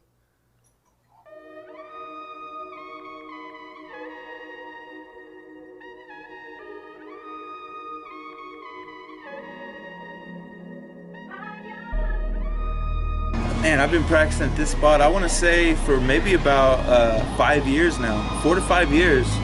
It's gone by quick too. I love this spot, man. I mean, just the openness of it, and you get the vibes of the city as well too. You know what I'm saying? You hear the cars going by. You see people running. You see people working out. It's motivation here, you know. People come out here just to hang out at the park. You get the social aspect of it, you know, because hip hop is a social thing, you know. It's a people thing, you know. And out here, I'm around the people of the city, you know, and I get inspired by them. I see them working out. I see them running. You know, they see me getting down. You know, other b-boys come here to practice sometimes. So sometimes they'll roll up here, and there'll be b-boys that, you know, I haven't seen in a while or a minute, man, and we'll start vibing out with each other, man. So just the unexpectedness of it is really dope to me. It's always a different thing. Some days it's raining, some days it's real sunny, some days it's cloudy, some days the sun is setting. So like, I get these different vibes every time I come out, man, because of the setting and everything, man. And it's also dope because it's like a big stage setting, so you kind of get used to having like a big environment that you have to really work with. I come out here almost every day. It's a great escape for me because, you know, you work all day. You know, you got all these other things in life that you're dealing with, bills, your girlfriend, your family wanting something from you, you know, just everyday life, you know. So I come out here and this is where I find my escape. You know, this is where I come out here, I let it out. If I'm having a bad day, I usually leave here feeling a little bit better, you know what I'm saying? And that's because I'm out here, I'm moving, I'm not dwelling on something, I'm losing myself in this space, you know what I'm saying? So it's like, I really, really appreciate having a spot like this to come to because it is my escape.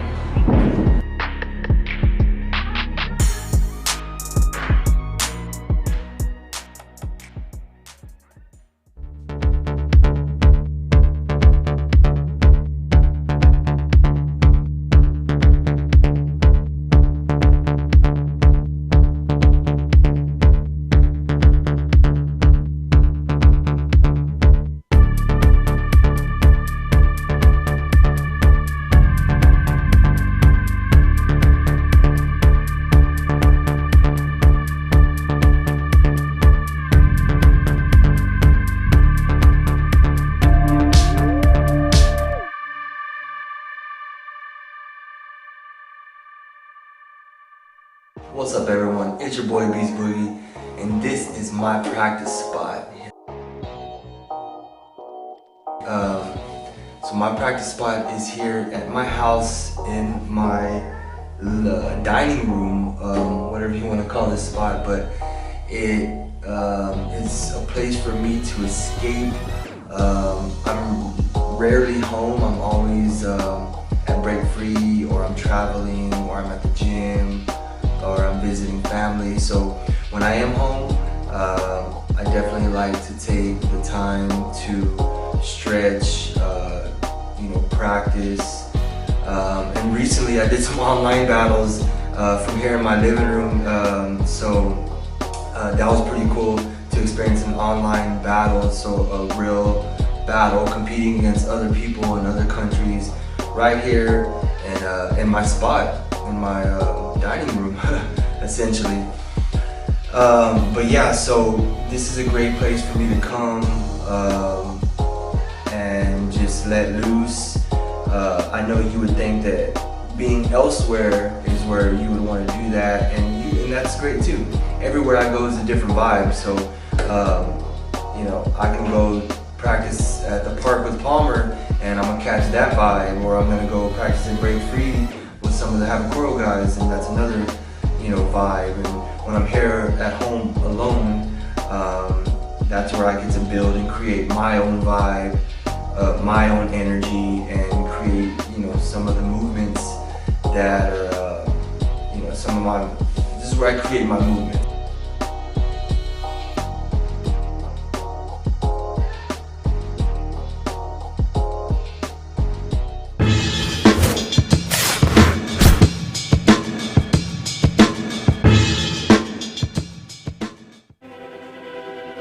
I'm Rick Camargo, aka Ricochet. I started dancing in the summer of 1996, and I joined Havakuro in 1999, and I've had the opportunity to travel to over 20 countries outside of the US. So I'm currently one of the managers of the Break Free Hip Hop School, where we specialize in the 4 elements of the hip hop culture.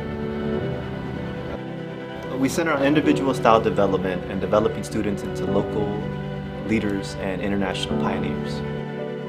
I believe we're all connected and intertwined through a vast network of hope, courage, and soul. A hip-hop soul. It drives us, it feeds us, and it allows us to feel safe, important, and appreciated. From the beginning, from a corner in Brooklyn to the down south Houston, Texas, to the checkpoints in Iraq, the crowds in India, no large groups in Myanmar, to the secluded Turkmenistan and Colombia streets and beyond. We're all in this together. We're all the same.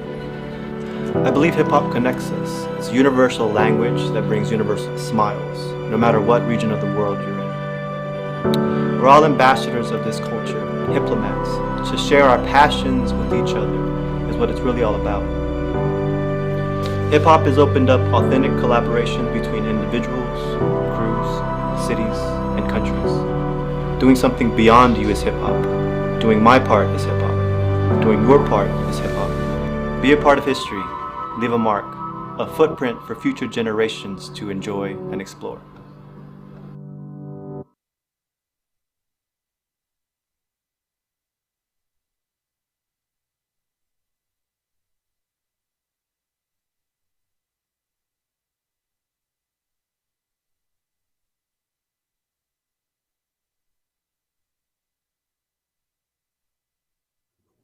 Man, that was some handsome fellas right there on that graphic right there. You see that right there?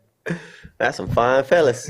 Private lessons. Yes, that's for everybody out there, man. This is the building session day, and I think the most building can be done with personalized one-on-one feedback. And with this capabilities that we have, this blessing of accessibility, being able to connect to anybody around the world, you know, at the drop of a dime, I think that's what has inspired us to do this, but also do a follow-through of private lessons.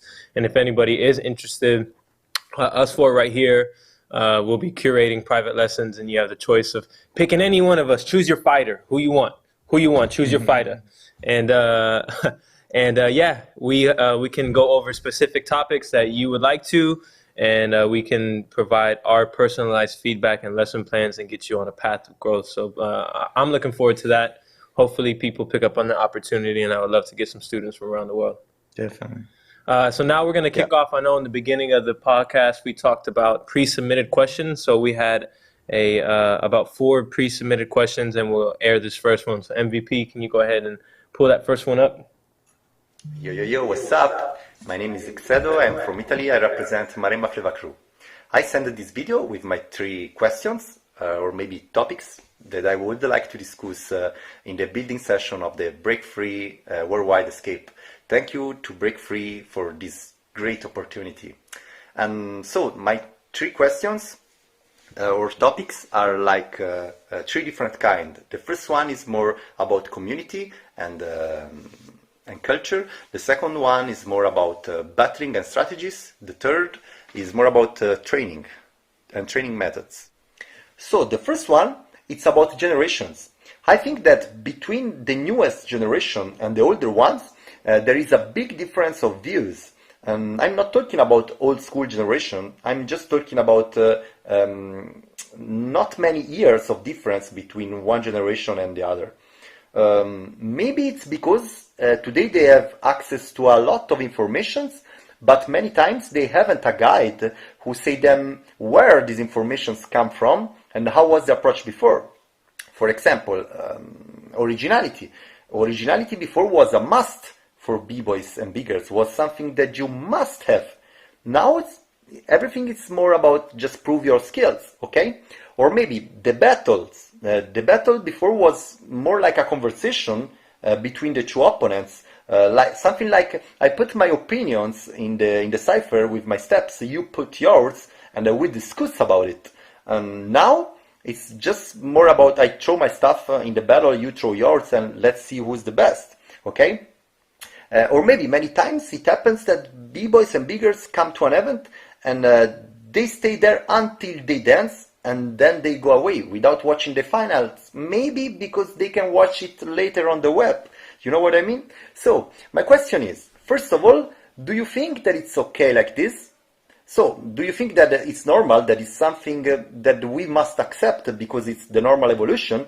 Or, if you think that it's something that we have lost, what we can do to change this thing and to bring this knowledge to the newest generations? The second question is about battling. Nowadays, I think that the most of the battles are judged round by round. And so it's obvious that who dance for first always have a downside. It's because the second one have the chance to choose what to do, and also can find a way to answer better to the opponent. So my question is, what do you think that we can do? How can we training and practice and find a strategy to face this kind of situation when you enter a battle and you are the first one who has to dance? My third question, the last one, is about practice and training. Many times it happens that you go to practice, but you are not motivated. Many times you are looking for some kind of inspiration, but you can't find it. So my question is, how do you think that we can do a good job in the practice even if you are not motivated? And what are the ways that you use to do a good job even in these situations? So these were my questions and topics. Thank you, Break Free, for this great opportunity. Peace! Yo, that was some good questions. Good Much love, questions. Italy. Yeah, so definitely, I'll take care of the first question. And I think a lot of the differences between generations, right? And like you said, it's not that big of a gap. So, for instance, I grew up, or I started dancing in '99, right?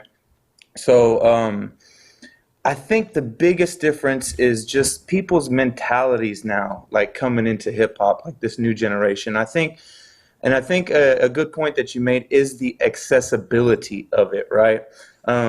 We just have so much access right now. It's like we kind of take it for granted, right? And some of I know the past podcast that y'all just did with Rockstride, I was watching it, and he had mentioned something about, like, whenever I was first going to jams, the B-Boy Summits over there, I was going to the discussion panels. I was soaking up all the knowledge and everything. And he was doing that the first couple of years of his breaking, he was saying, And then earlier when I was talking about my journey, like, I didn't really battle till I was like almost 2 years into it, The journey part of it was there, right? And I feel like the abundance of accessibility sometimes discourages people because it takes away from their journey of them having to go find it on their own, right?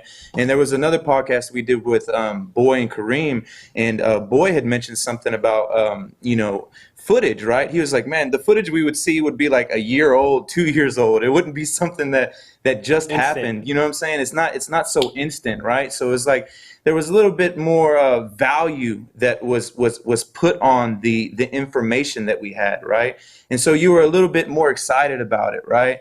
And another thing is, like, it was a good point that you brought up about, you know, people after they lose the battle, they leave the competition, right?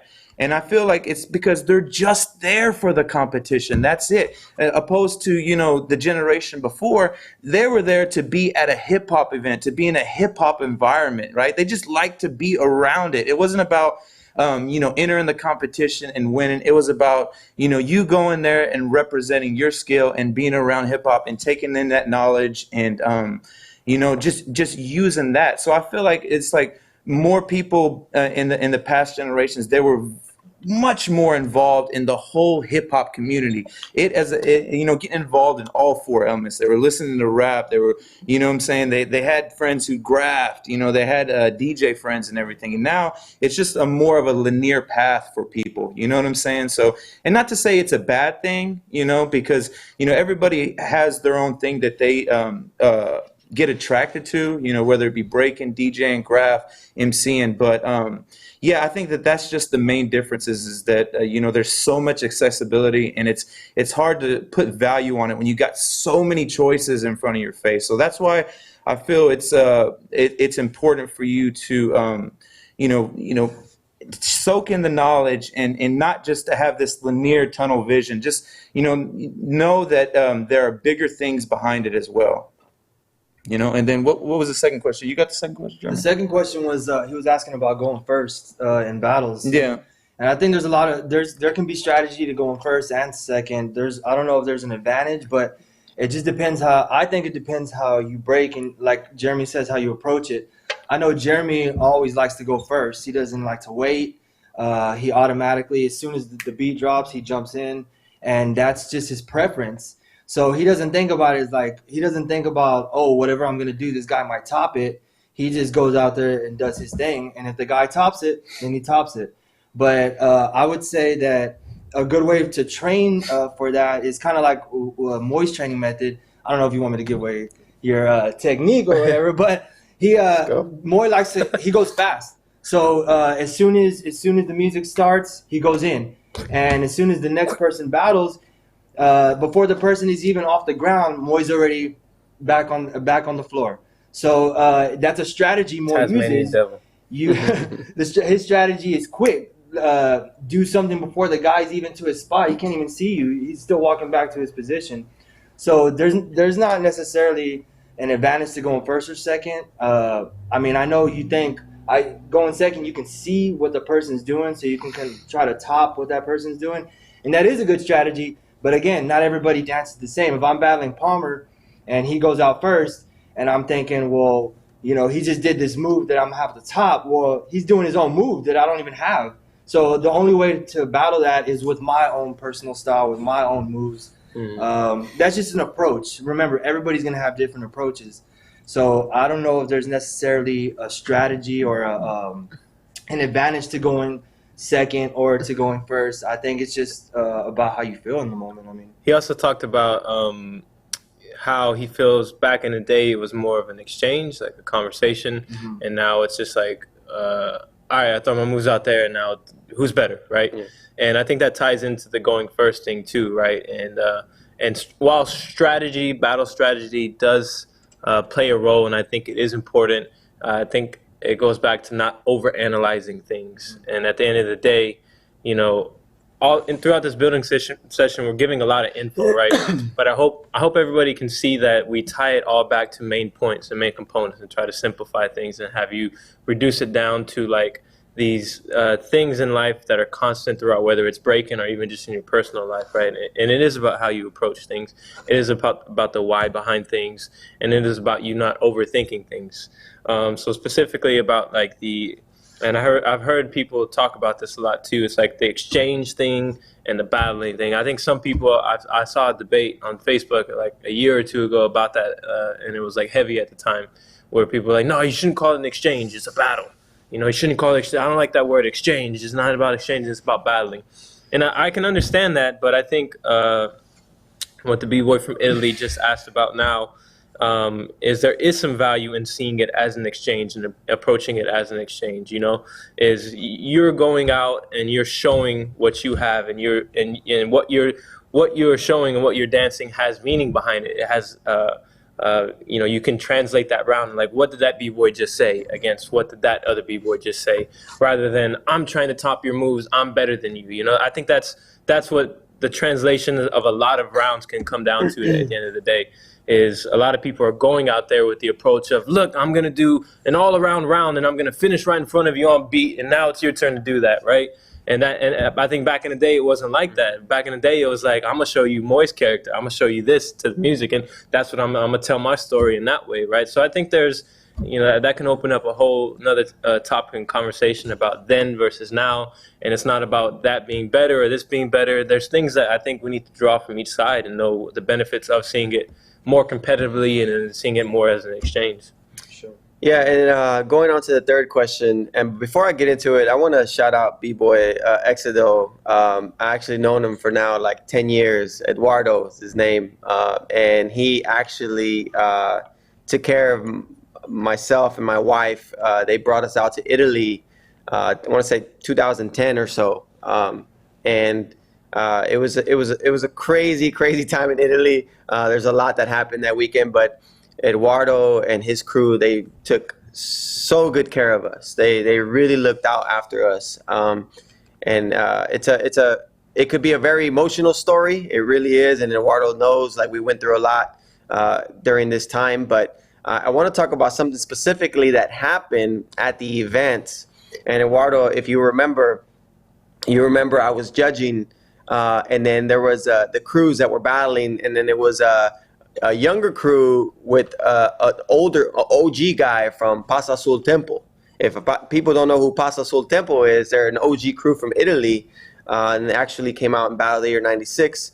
But this guy wasn't happy that I voted against him, and so I remember I'm judging, and then all of a sudden from like this side, I just hear this guy yelling and cursing, and I hear my name, and he's standing on top of something. And I remember I just had my notebook like this, and I'm judging, and I'm waiting for the battle to finish. And as soon as it finished, the competition was still like gonna go. They were calling the next battle, but I'm like, nope. I put my notebook down, I turned around, I took off my jacket, and I moved my backpack out the way. And I remember Eduardo came, he's like, oh man, something's about to happen, right? So I'm like, this guy's right there yelling at me, and then I'm about to battle him right there on the concrete, like while the competition is going. And the reason why I bring this up is because this is the hunger that we talk about. This is the hunger that we talk about. I did not know this guy, and I thought this guy won every single round, right? I thought he won every single round. I thought he was doing what he needed to do. It was just that his young crew weren't good enough yet, and so they were beat, right? And this guy was heavily experienced. I've known him from videos and things like that. But when it came down to it, he wasn't ready. He was not ready at that moment. He came at me super aggressive, cursing, yelling. And the moment I called him out, he was like, no, I didn't say that. And the DJ is right there. And he literally pulls off his headphone and says, yeah, you did. Yeah, you did. You did say that. It was right here, you know? And so like, you remember, right? You remember. And so like, I remember I was going to battle him, and he was like, he backed away. But I wanted to use that story first off, because that was an amazing time for myself and my wife to be out there with you guys, and you took good care of us.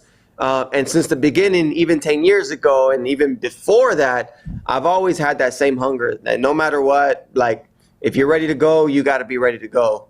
And I can't say I was like, in the shape that I am in now, but I've always had the mentality of just like, I'm always ready to go no matter what. And that's the mentality that, Eduardo, that you need to have when you go into practice or when you go into anything, that regardless of how you're feeling, what you're going through, that you're not ready to practice, that you still find a way to make it happen. You're there for a reason. You remember in Italy and my wife going through everything that happened there, but not one time did I say, I did not want to judge, I don't want to teach, I don't want to battle this guy. I found every reason to still do what I was there to do, right? And we were going through a lot, and it's very personal, but he knows what I'm talking about. But it's to inspire him to say that anytime you go through what you're going through, you still have to find a way to do it. And it first starts with that hunger I always talk about, that first approach of like, you know, if I'm at practice and I'm not feeling practice, then I have to dig deep to why I started doing what I do. And I love this. And so regardless of how I'm feeling, how heavy I'm feeling, I'm just going to do it no matter what. And then another approach is, it doesn't, like if you're going to a practice and you're not feeling like the energy to dance, maybe do something else, like work out, do some push-ups or something. That's really how I got into fitness, because there was a point where I was just getting bored of just breaking all the time. So I had to challenge myself differently. And then we talk about, you know, that test that Palmer was talking about, or being challenged or tested, is that you have to find new ways to test and challenge yourself to keep motivated and keep going. And so the dance is self-motivated, and you have to do whatever it takes to get there. So if you go to a practice and you're not feeling it, and then you don't do it, guess what? That's no one else's fault but yourself. You pulled yourself away from learning and challenging yourself that day. So it's important for you to really go back to the foundation of why it is that you do what you do. And remember, if you can't find a reason why, then why? Why are you doing this? Because there's always a reason. There's always a trigger. There's always a trigger to do what you want to do. And it's up to you to pull the trigger or not. You can walk away from it, or you can go all out. And that's the only way I see this. It's either you do it full out or you don't do it at all. That's how I operate. I don't do anything halfway. I can't meet you in the middle. Like, it's so hard for me to do that. It's either we're gonna go big or go home. And that's the only way I see it. And if I get smoked doing it, then I'm gonna get smoked doing it. If not, then I'm gonna look really good just coming at you aggressively. And so that's just my advice, man, is that when you're not feeling it, go back to the very beginning on that feeling when you first started dancing, when you were putting 8 to 10 hours a day. Go back to that feeling. And if you could just get a little bit of that feeling and apply it to that, at least you got 15 or 20 minutes in instead of getting 0 minutes in at practice. And so that's my biggest advice to you, man. So hopefully we answered your 3 questions. So thank you for your contribution and your time, man. See Eduardo right thank there. everybody. Yeah. Yes, sir. Thank you, Thank Eduardo. you. Much love. Yes, sir. You too. Thank you. Thank you, Eduardo. And now we'll go into our second user-submitted pre-recorded question. So MVP, could you pull up that one? Hi, I'm Astrid from Mexico, and this is for building session day 3. I would like to know, how do you manage training and getting out to competitions to judge or to assist any event with your daily life, with getting money from a stable job and from an unstable job? How do you manage permissions, money, time? How do you balance? And how do you make it work? What will you recommend to make it work? My second question would be, what can you do when you get stressed out at practice because something doesn't work out, like you're not getting anything? When you feel like you're not improving, or you're in a bad mood, do you stick with it, or you try something else? Do you focus more on dance, or what can you do? Another question that I had, how do you find your essence? How do you improve your basic moves to make them unique? How do you make an unique dance, and how do you find an unique essence? My last question, how do you apport something new to the culture? When you think the culture needs something, or you have something new to apport to the culture, how do you get it accepted, and how do you spread it to the culture? How does that work? I would like to know. I think those are my main questions, and I would like to get an answer. Thanks. So for the first question, I believe it was about balance. How do you manage, the personal circumstances in your life, the certain happenings? How do you balance that, and how do you devote time to either practice or I think she spoke about if it may be traveling or if you have a certain goal. What is the advice to like manage time? Relating it to myself personally, and again, as I'm giving this advice, please remember everybody has their own circumstances and walks of life, but I do think there are certain principles that can be applied to everybody regardless of the circumstances. So one, personally for me, working full-time at Break Free, and that's been the case since 2012, and now currently for the past 4 years, I'm a father of two, right, and I'm a married man for 4 years as well, and that is my, like, of course not getting specific into it, but that's my general balance. Going more specifically into that though, it's me having a balance, being a father, being a husband, being an employee and a coworker, and also being an artist and wanting to express in that way, right? And maybe my first piece of advice is defining what it is that you're trying to balance, right? Whether you're a mother, a daughter, a father, what are your roles in life, and how do you relate that to you being an artist, right? So once you clearly define that and you clearly define what you're trying to achieve, I think that's the first step in finding the balance. And then the next thing after that is trial and error, right? Figuring out time management wise what it is that you need to devote more time to and what it is that you need to devote less time to, and prioritize in that way. That journey and that actual experience through trial and error is going to let you know where the scale needs to be tipped in terms of balance, right? I've found times where I've been devoting maybe too much time to my dance and like dancing in the garage, and 100% truth and honesty here is maybe I neglected time with my children a little bit, or with spending quality time with my wife, or that can also go over here to Break Free and my work at Break Free that I have to handle, and a lot of things behind the scenes that people don't see, right? But it's not through intention, it's not through me, loving one thing more than another or whatever it may be, but I just have had many times, and I do this on a daily basis still, I've had to look at things in retrospect at the end of the day and say, okay, what did I accomplish? What was I trying to accomplish? And then going into the next day, what do I need to spend more time and devote more time to? So when it comes to balance, it's really boils down to time management and priorities. I think that's the second part of it. The third thing is, personally, let me relate it like this, is whenever Kelly, my wife, was like pregnant with our first Jeremiah, and if there's any B-boy, B-girl fathers out there, and just fathers and mothers in general, what you hear, especially for young fathers and mothers, is like your life is going to change. And I've heard things, and it wasn't necessarily from intentions of people being negative, but like you're going to have to find time to dance. Like that's going to change, and that and this and that.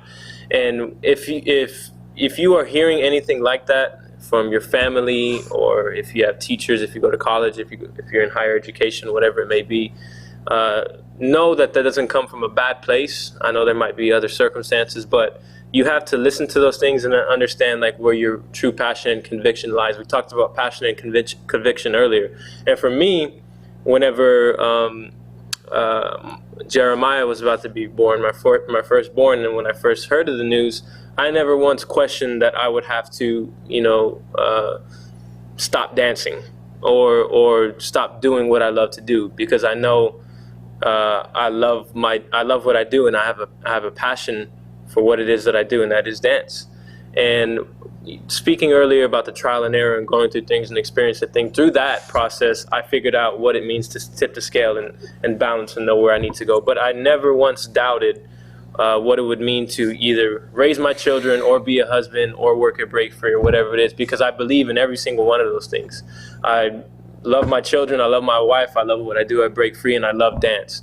And I never once doubted any of that at any point. So that goes back to the convictions and beliefs of how you foundation and how you approach things. So overall, to summarize, I think for balance, number one, again, as we've gone back so many times throughout today, is figuring out the why, figuring out your approach.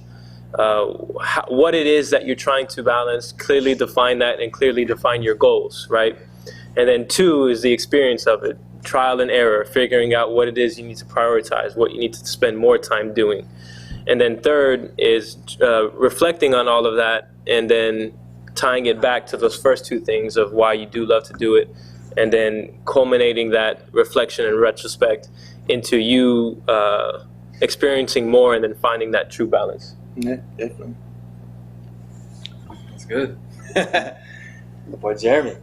Yeah, I'm gonna go into question two. Her question was about how sometimes you lose focus or you lose motivation, especially with battles. Sometimes a lot of people battle and then they end up losing a lot, and it really like brings them down emotionally and stuff like that. So a lot of the things that I do whenever, because I've been dancing for 24 years, so a lot of y'all been dancing for a lot. Yo, I'm an OG, okay?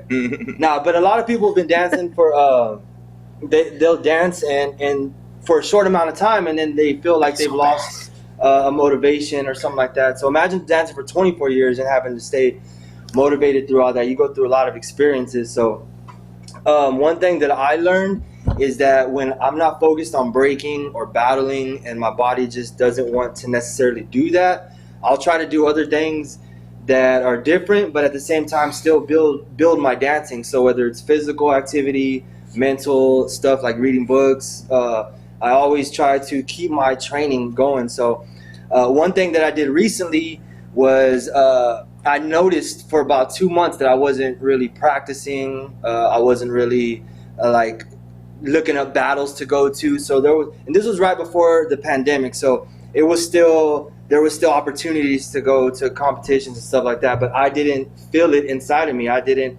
I'm used to looking up competitions every month. What am I going to do next month? What am I going to do? And for about 2 or 3 months there, I just didn't feel it. I didn't see it. So I started doing. I don't know if y'all have heard of Spartan races, but it's something that's it's a physical obstacle course. And it's still motivating. It's still getting me training. It's still pushing my body to do other things. And I did that for a couple months, and then I noticed that the breaking was coming back. I wanted to do it again. I felt good with my body. My mind was free again. And so when I came back into it, actually the first thing I did was recently I did an online battle.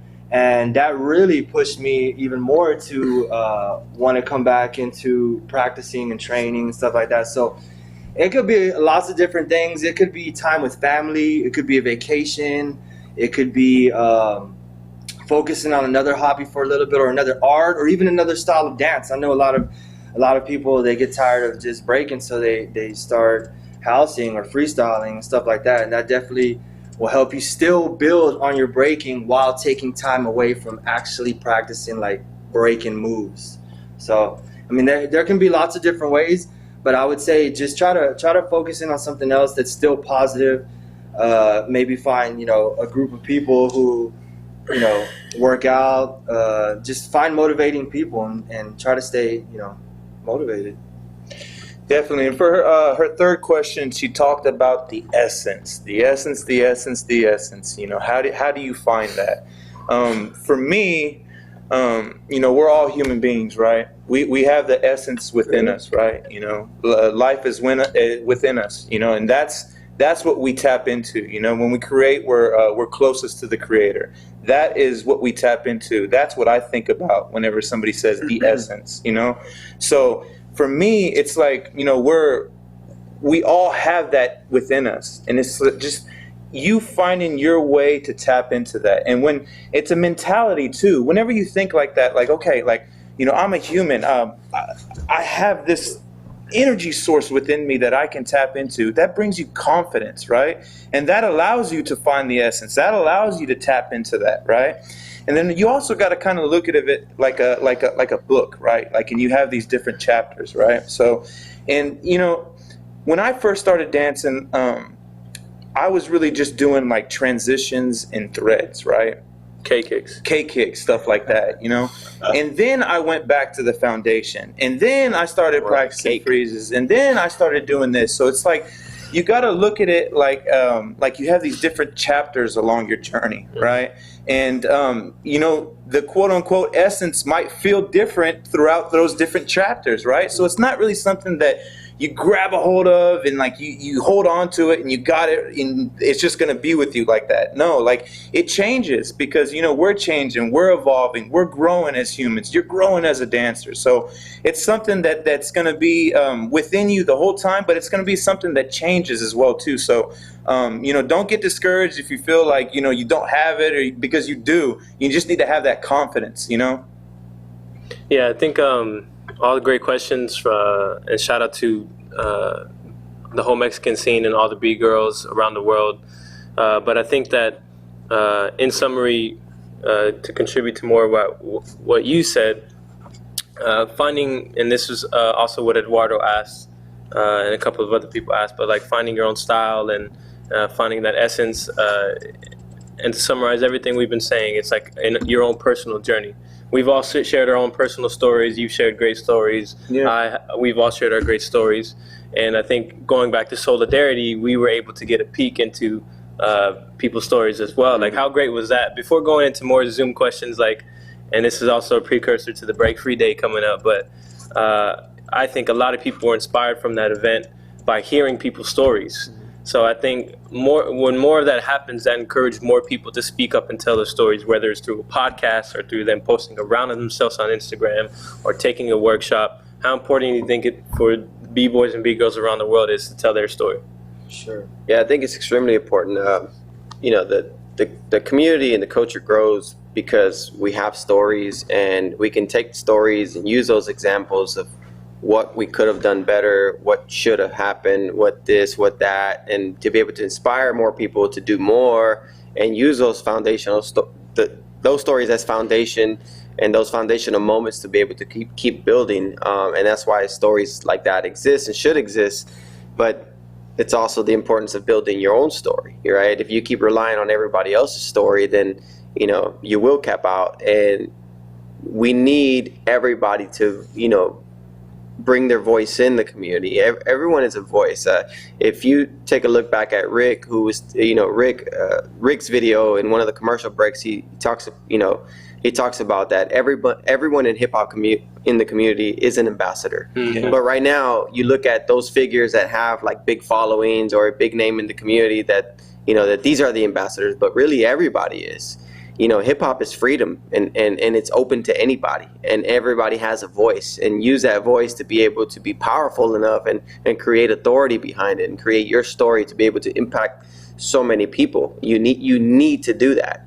So, you know, with the solidarity event and even this discussion right now, it's, you know, hearing you guys speak and witnessing those stories on that event, and you know, moving forward, all the stories that are still yet to come, it's inspiring. It's inspiring because, you know, it just shows that there's not just a small group of people that are inspired by this movement. There's a lot of people, but I truly feel that not everybody is utilizing their stories to impact more people. And the more we have people do that, then, you know, the faster we'll get to where we want to get to and beyond, you know, because this is such an evolving community that it's going to take us to keep doing that, and understanding that there will be change and there will be some things that may, you know, they may pull us back or give us some resistance because we're not used to change, right? But we have to familiarize ourselves with change because that's the way we grow. Yeah, and I think we got one of the Zoom participants up. So MVP, can you pull up B-Boy Rick Feedy? I hope I said that right, brother. What's going on, B-Boy Rick Feedy? How are you? Rick Feed. Is it Rick Feed? Rick Feedy? How do you say it? Rick Fade? That's the first question we have for you. Rick Feed. Rick Fede. My name is Federico, but I just inverted the social because. Oh, nice, awesome. So, where you from, brother? From Italy. Italy? Oh, okay. Nice. Are you roommates with Yeah. Eduardo? No, I'm just playing. Oh no. We don't know each other, I guess.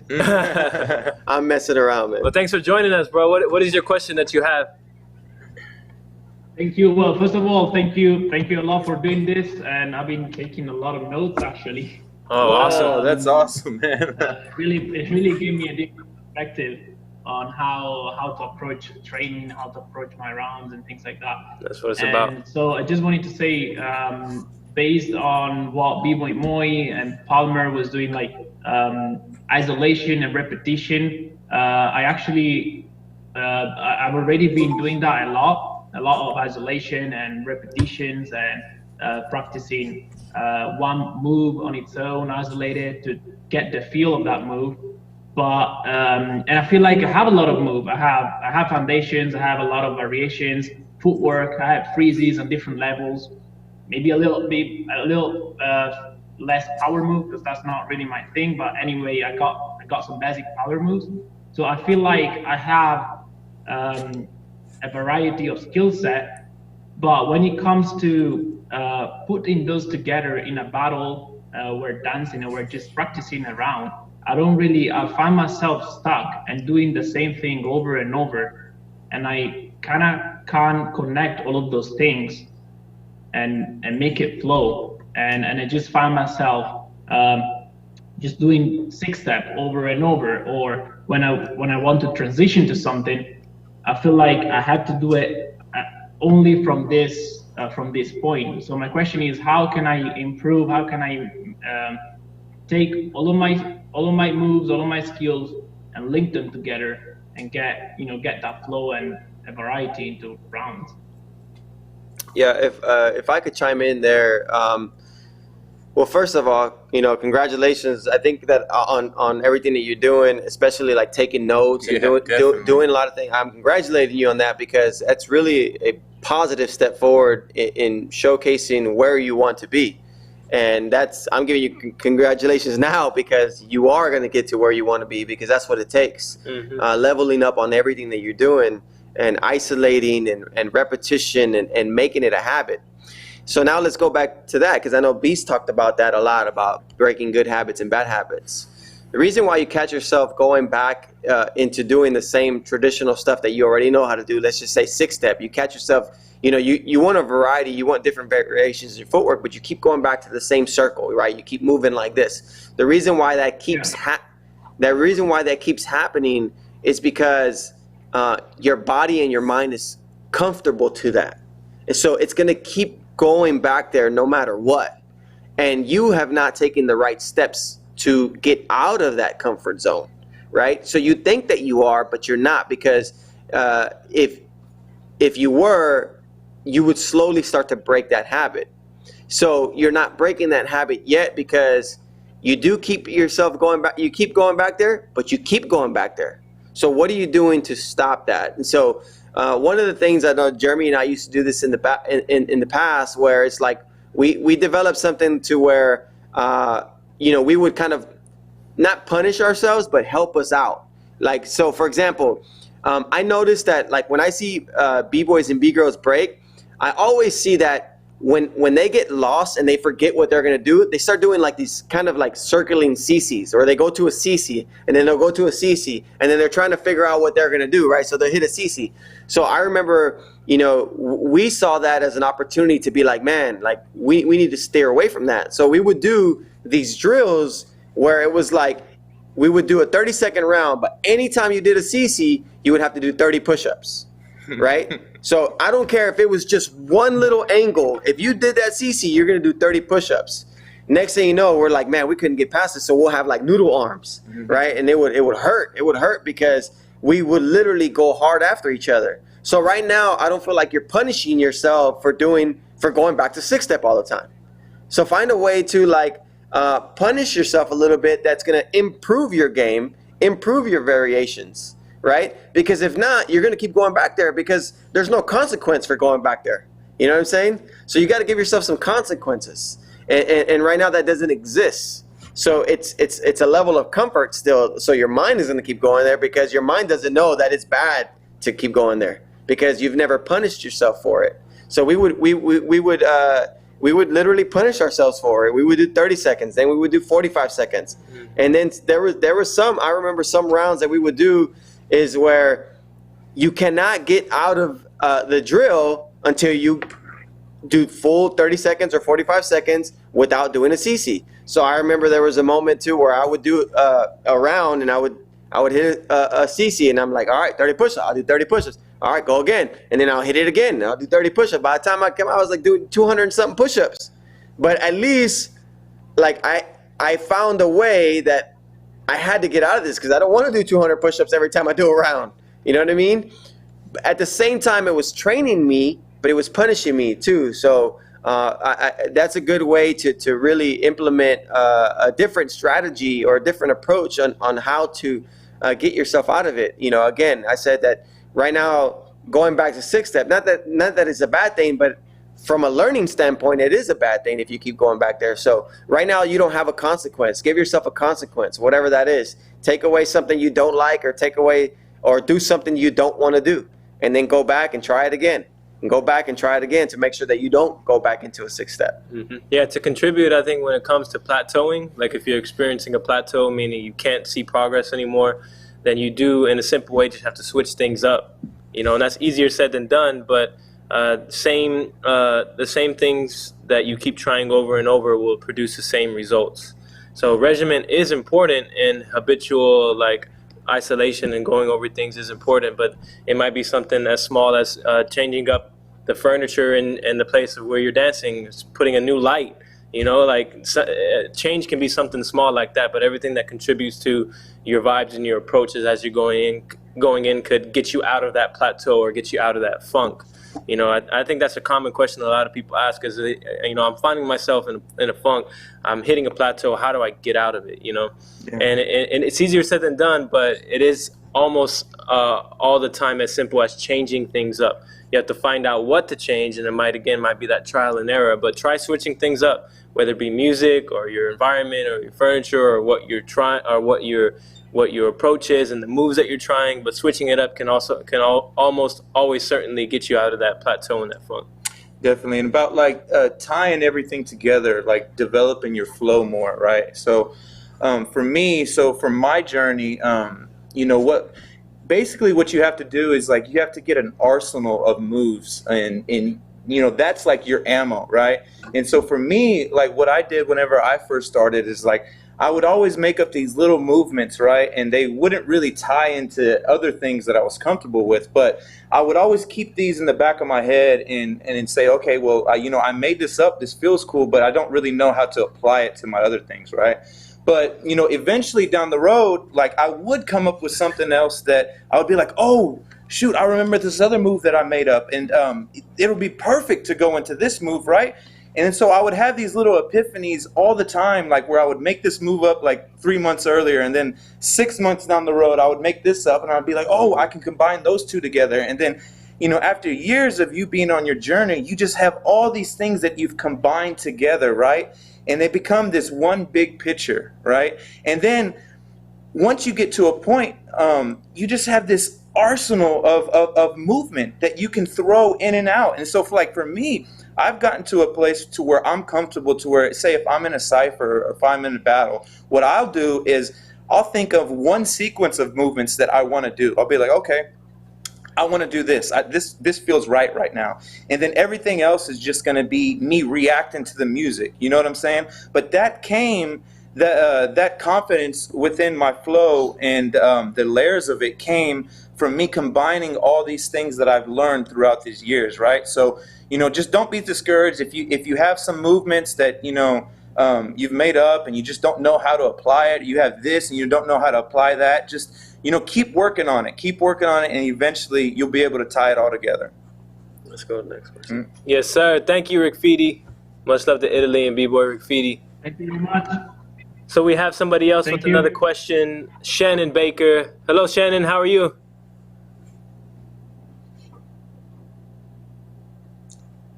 Can you? Oh, yeah. Yeah, we can hear you. Where are you from? Can you hear me? I'm from the United Kingdom, so quite far, but it's quite late here today. It's about 5 o'clock, so. UK represent. Thank you for joining us, Shannon. Do you have a question? Yes, basically at the minute I'm working on my windmills, and I remember you saying that you got it quite quick, Moy, and the apartment took a little bit longer, but for me it's quite a frustrating process because my leg, I'm trying to get it strong enough to kick, and I'm having to do the same drills over and over again. So what advice would you give to someone who's learning power moves to get over that frustration of having to do these same drills over and over again and stay motivated? Yeah, first of all, nice to meet you, and hope all is good in the UK. But I think that I think something that a lot of people forget too, when it comes to learning power moves, there's a lot of fear. There's a lot of fear in power moves because you feel like you can get injured a lot faster, or you don't want to bang your knee or your leg or your head rolling over. And so I think that right now the struggle is not knowing what you want, it's knowing how to get out of it. And part of it is you have to teach your mind to not be afraid of your body hitting something.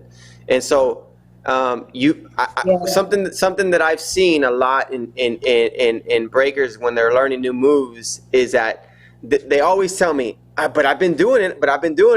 But then when I finally see them do it, and I'm like, no, I can see the fear. It's like you have the rotation, you have the flow, but then all of a sudden you lock up because you think your body's going to hit a certain way. And so you kind of brace for impact. Do you catch yourself doing something like that? All the time, yeah, because I train in my room, and even though it's a nice room, I've got my vivarium right next to me. So I always get scared I'm going to hit my ankle. Exactly. So I'm going to tell you right now, just without even seeing your windmill, I knew that was going to be your first thing that you need to work on. So it's more of a mental way of getting out of what you want, right? Like, I hate to say this, but like, you're going to bang yourself up learning what you want to learn. Like, you cannot go through the process without banging yourself up. You're going to have to bang yourself up. Like, it is what it is. And so mentally you have to tell yourself, if I hit my ankle, I hit my ankle, but at least I got around to my back where I want it to be. And so it's one of those things that you're just going to constantly have to tell yourself till you keep doing it. And then the more you do it, the better it gets, right? It starts to clean up. But I know right off the back that it's fear, and it comes with literally learning most power moves. People are afraid of hitting themselves, or breaking a bone or something, and if you have the understanding for a windmill in your head, if you see yourself doing it, I always tell my students, if you see yourself doing it, you got it.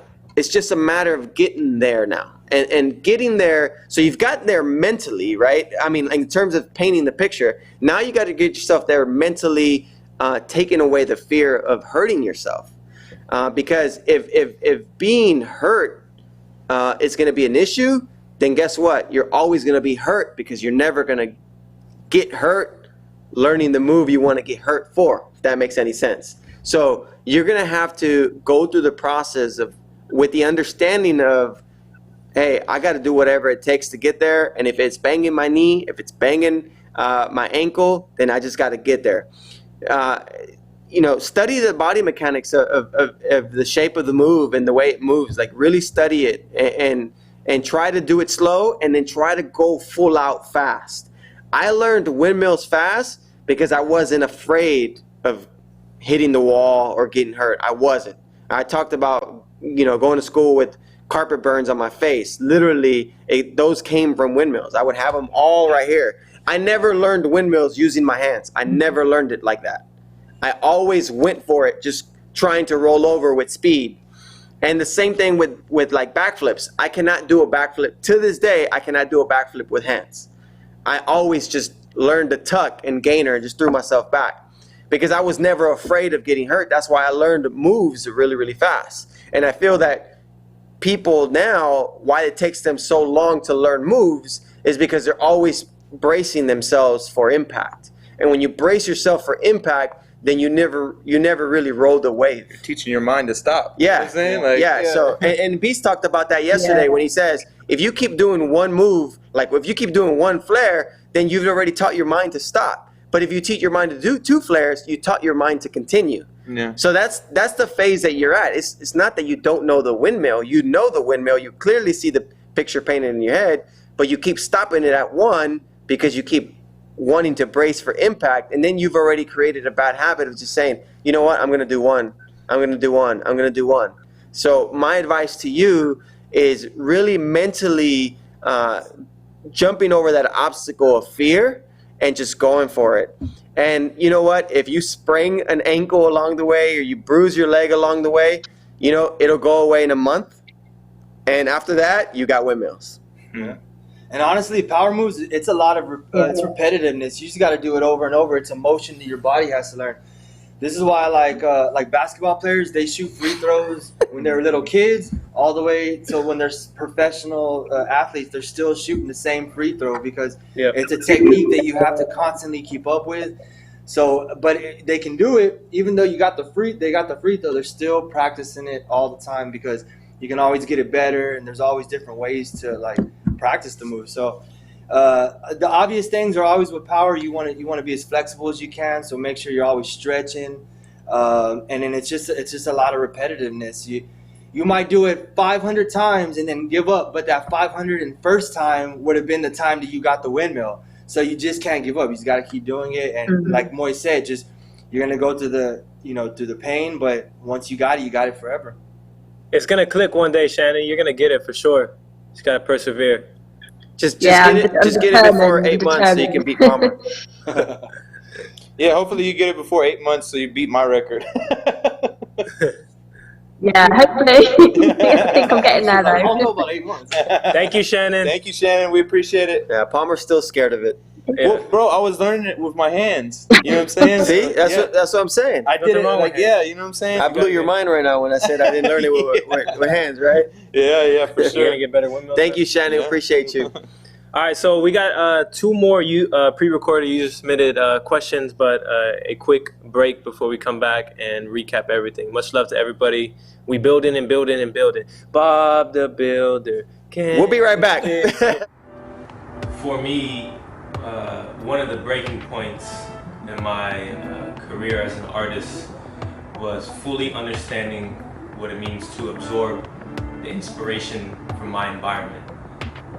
For B-boys and B-girls, where you train, where you get down, whether in your home or your go-to practice spot, is one of the most important pieces of your artist career.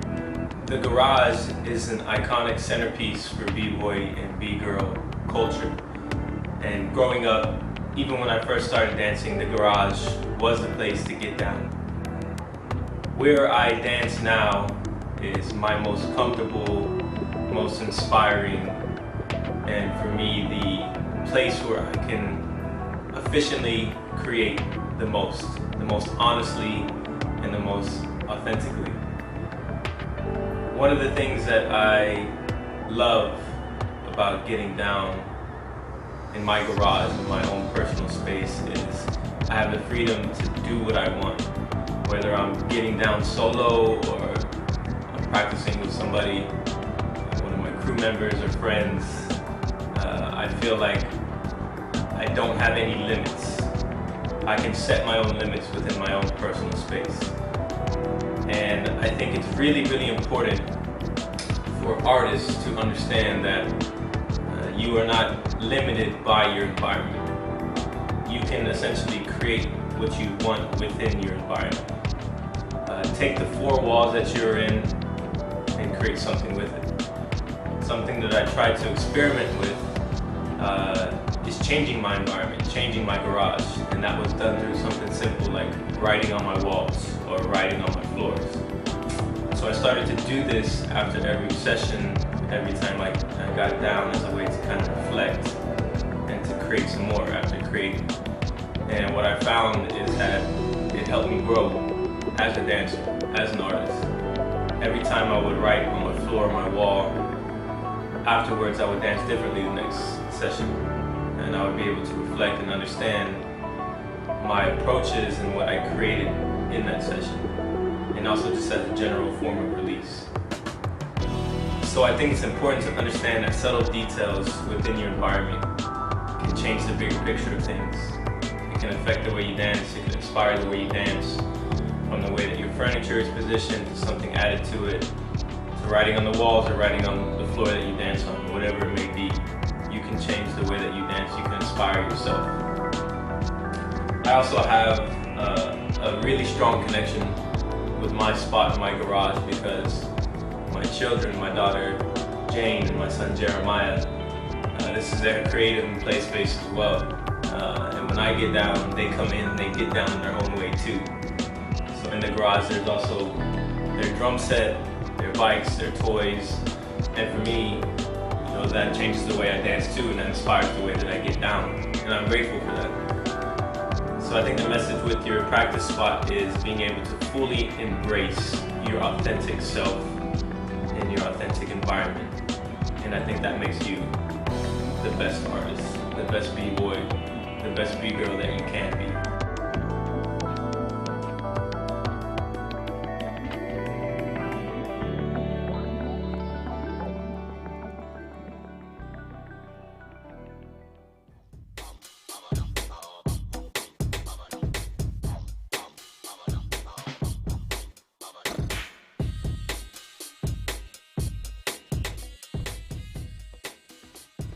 Looking at that nigga. Why y'all making fun of my picture, man? What's Palmer looking at in that picture? No, what was Beast looking at? He was out looking in the distance like that. Beast looked like he just did. Beast looked like he just did a Spartan race. Beast is confused. Beast is confused. He needs a building session. Wait, pull it up. Pull it up again. Look at Palmer though. Beast, what are you looking at? You look like a bird's about to attack you, dude. Hey,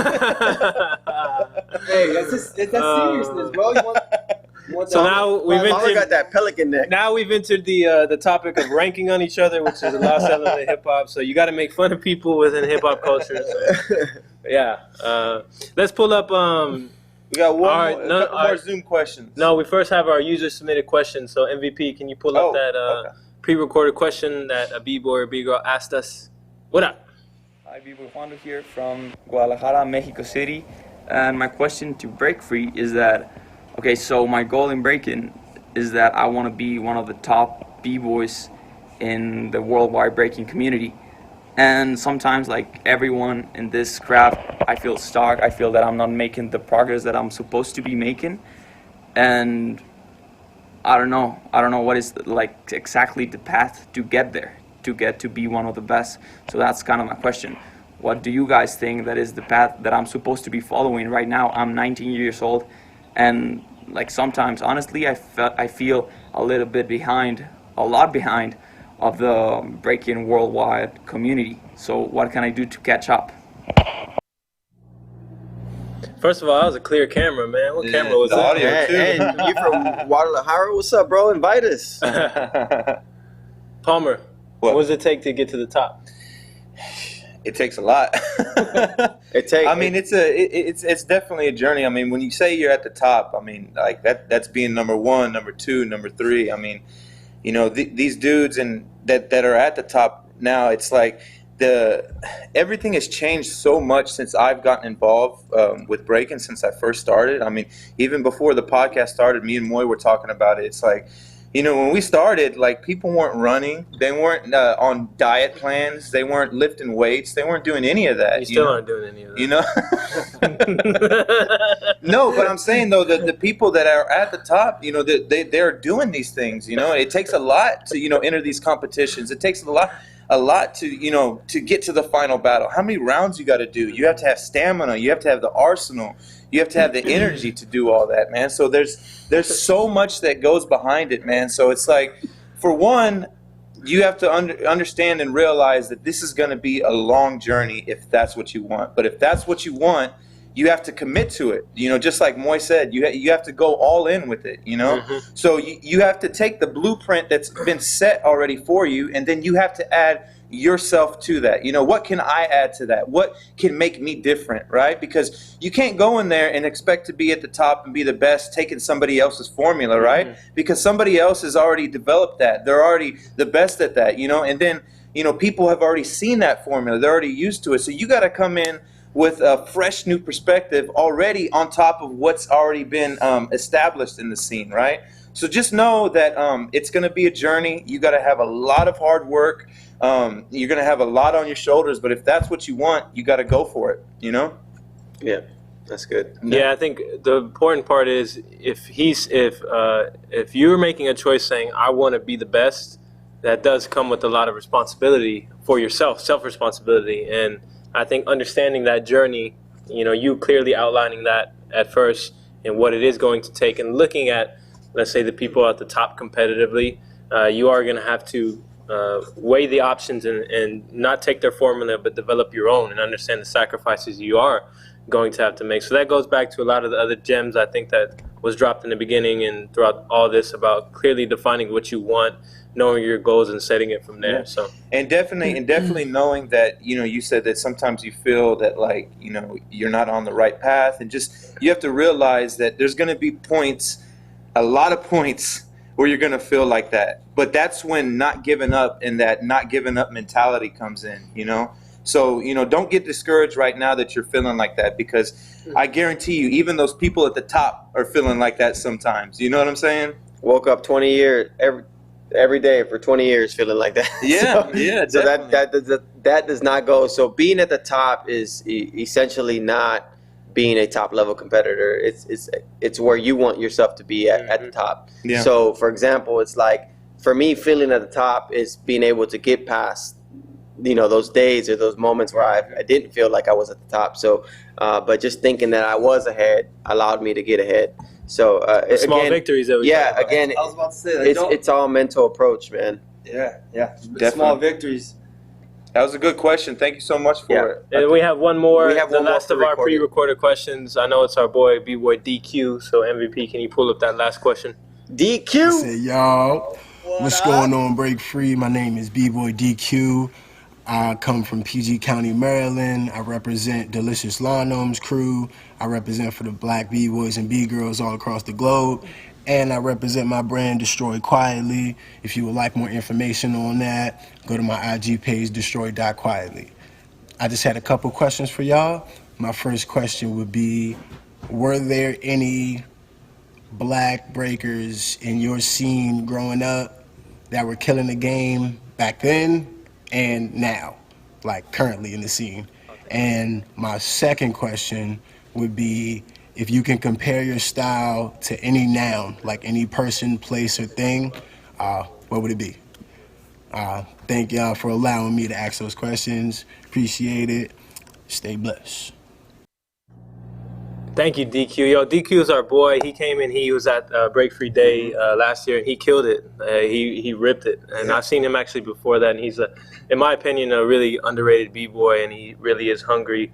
And I must say, for everything that he stands for and his representation with black B-boys and that whole movement, and I've heard him on social media along with a lot of other ambassadors speak up about this, but I know the world seems really chaotic, and it can seem like a lot of bad things are happening right now, and what happened with George Floyd was uncalled for, and the whole Black Lives Matter movement, I think, is a symptom of things that have been going on for a while. So I just want to say on behalf of everybody at Break Free, the Black Lives Matter movement, and with DQ and the shirt that he has, Black B-Boys, that is something that is necessary for people to speak up about and end things like racism in a culture that was built by the African American community along with the Latino community, and our roots and everything that we represent lies within that culture. So I think we stand proudly in ending racism and everything that Black B-Boys and Black Lives Matter stand for.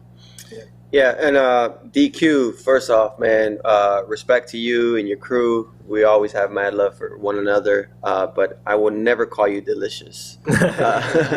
Never. I ain't never calling no man delicious. Delicious Longos. But yeah, man, I remember growing up, and I know a lot of the OG Houston B-Boys can comment on this, but we're going to talk about somebody named by B-Boy Nightcrawler. Yeah. So Nightcrawler in the early mid 90s, late 90s was a big impact in the Houston scene, because this dude, he is your black B-boy. This dude was like just a superhero in so many different ways, man. And when he came on the scene, every time I saw him at an event, he had something different. And I was like, what is this guy eating? Like, I just didn't, I didn't get it. Because I know how hard the dance is, and I know how hard the moves. We talk about how difficult the moves are, and yet Nightcrawler had something different every other event. Like, that literally would happen every other weekend. That's a true story, no joke. Till this day, so for most people that don't know, like, I've known my wife since we were like 12, 13 years old. And we used to be together when we were like 13 years old. And till this day, she thinks that I broke up with her to battle Nightcrawler back in the day. That's a true story. That's what she thinks. But anyways, that was not the case. But yeah, he was just an incredible dude, man. And he impacted the scene in so many different ways. I remember specifically one time where he vanished. Like, he literally went away for 6 months. Do you remember this? Yes. He went away for 6 months. Came back with blonde hair. And he came back, yes. He came back with a helmet. He came back with a helmet, blonde hair, and a crazy new style, and like multiple air flares and moves that I had never seen before, right? And this dude was like, what the, like, where did this come from? And then he also came he came to TBH with the roller skates. He came with roller skates. He would set out like a roll of, he would set out a roll of like 10 chairs and flip over them before he went into his round. Like, he wanted to prove that he was a superhero. Innovative. And no joke, this guy was just proving that. But it immediately inspired so many people to really compete against him. It inspired people like myself, inspired people like Nat, rest in peace, who was in my crew. He inspired people like Little John. Like, him and Little John had like the biggest of beefs. That was like, that was a true rivalry. If you ever, that was a rivalry, straight up. Yeah. But you know, he was a big influence, man. A lot of people don't talk about him nowadays, but literally he inspired a lot of people to do better and get better. And so shout out to Nightcrawler and all of United B-Boys for being a big impact on the scene. I want to say something about Night because all these guys have their stories of like a B-boy when they were younger, like Moy said, quality, or all these other B-boys saw something in them. Well, that was what Nightcrawler was for me. When I first met him, he saw something in me, and now that I look back at it, I could see that he saw it in me because he was training with me. He was teaching me his ways. He was constantly calling me for practices. He was, again, like they said, he was almost like a superhero. So to have somebody like that back then, when there was no YouTube, there was no internet, just to have someone to lead you and believe in you, that was a big thing. So a lot of my power moves come from him. A lot of the ways that I do, like my flares and flare 90s and all those things, was from Nightcrawler. I learned the ways from him, and I just want to give a big shout out to him because and for a while there, he was the only clip online. Like in 1999, you can go online and there was one clip, the 1.5. One clip of him doing windmill air track. But it's the illest windmill 1.5 to babies you will ever see. Sure. I'm talking about even like right now. Like, you're not gonna find a clip with the fresh. I don't know. Nightcrawler had a clip. So people have probably seen it and they didn't know who it was, right? But like, that clip was going around and it inspired so many people, right? Yeah. And so I think the tape was on Flavor to Burn, right? And I think that whole VHS is on YouTube. I think it's all on YouTube too. So if anybody wants to go check him out, you know, definitely go check him out. He's a legend in our scene. We even got Enrique in the chat saying we battled him at the skating rink. You know what I'm saying? So definitely he inspired a lot of people, battled a lot of people, and was definitely a big part of the hip hop scene down here in Houston. And if we're talking about black B-boys in Texas, we definitely have to bring up our brother Kirk, who's inspired many around the world. Definitely. His IBE rounds are still getting pushed around the net, you know, inspiring people around the world. He's inspired so many, man. Yeah. He's inspired so many. And tying it into this generation, Rad Crew, shout out to Jeffro, Sweet Pea. Yeah, definitely. Canaris. Their whole crew, they're taking it to the next level. And a few other OGs like Blitz, Iron Monkey Iron was Monkey. in Texas a lot, Yep. and I remember seeing him a lot, and he was definitely a motivation. So so a couple of those guys that, you know. And then the second part of DQ's question, this is a funny one. He says, if we had to describe our style with a noun, what would it be? Palmer whispered in my ear while you were talking. He goes, "What's a noun?" So you want me to answer for you? Yeah, answer for me. With a noun? Yeah. Stoop. No, that's an adjective. I don't even know what a noun is. It's a person, place, or thing. A person, place, or thing. Water. Water? Water. Yours is water. Yeah. Yeah, I can see that. Yeah. What was yours? Mine is rock. A rock. I'm solid, baby. You're solid, baby. I'm solid. A rock. That's my style. I'm gonna say Beast is an anchor because he holds it down. You know what I'm saying? That boy holds it down. Man, and Jeremy's a Twizzler. Okay, there we go. That is a pretzel. He's a Twizzler. Spider. Yeah, spider too. Yeah, there you go. Thank you, bro. We appreciate the questions. Much love, DQ. Yes. Yeah. And now we got on Zoom our first young B-boy. We got Che Pozo that's gonna ask a question. Eva's student. What's up, Che? What's up, bro? How you, little bro? Hello. Where are you from, Che? I'm from Harlem. Holland, man. My name is Che. Holland or Harlem? And the question I would like to ask you is, what tips do you have to keep your balance on a handstand? Ooh, that's our man Beast right there. I got world champion balance controller. Yeah. Oh yeah, you can show him over here. You can actually show him over there. Show him over there real quick. So we're gonna show you some. Give us 1 second. Beast is gonna go set up and he's gonna show you some live handstand. Palmer tips. cannot do this handstand. We're feeling a little sore over here, Che. Yeah, we're gonna stick over here and we're gonna let the handstand master show you, Che. Che, how old are you? 7. 7 years old. Wow. Already putting in the work. That's beautiful. So dope. Yep. That's what's up, Che. So we got Beast on the other side of the room getting ready to prep and show you handstand how to be a world champion. There you go. Handstander. So real quick, just to go over kind of some of the stuff I went over yesterday. When you're doing a handstand, you always want to keep your fingers spread. So you don't want them here. You don't want them crunched. You don't want them sideways. Here, spread open. Shoulder length apart, so you put your thumbs next to your side, and then you just go straight up, right there. So, you put your hands down, and the best way to do this from a beginner style is just starting from the ground using 1 foot. With this foot right here, you're gonna jump, so you gotta jump. So when I say jump, I mean like when you jump in the air, you bend your knees and push up. You gotta use the force in your legs, so use those muscles. Just because it's a handstand doesn't mean you're not using other body parts like your legs or your feet, so you gotta control those. So right here from the ground, you're gonna push up with this foot as hard as you can, feet together, legs straight. I always say feet together, legs straight when you're practicing, so you can learn the balance of things. You can get the freezes and all those different things after you practice that balance.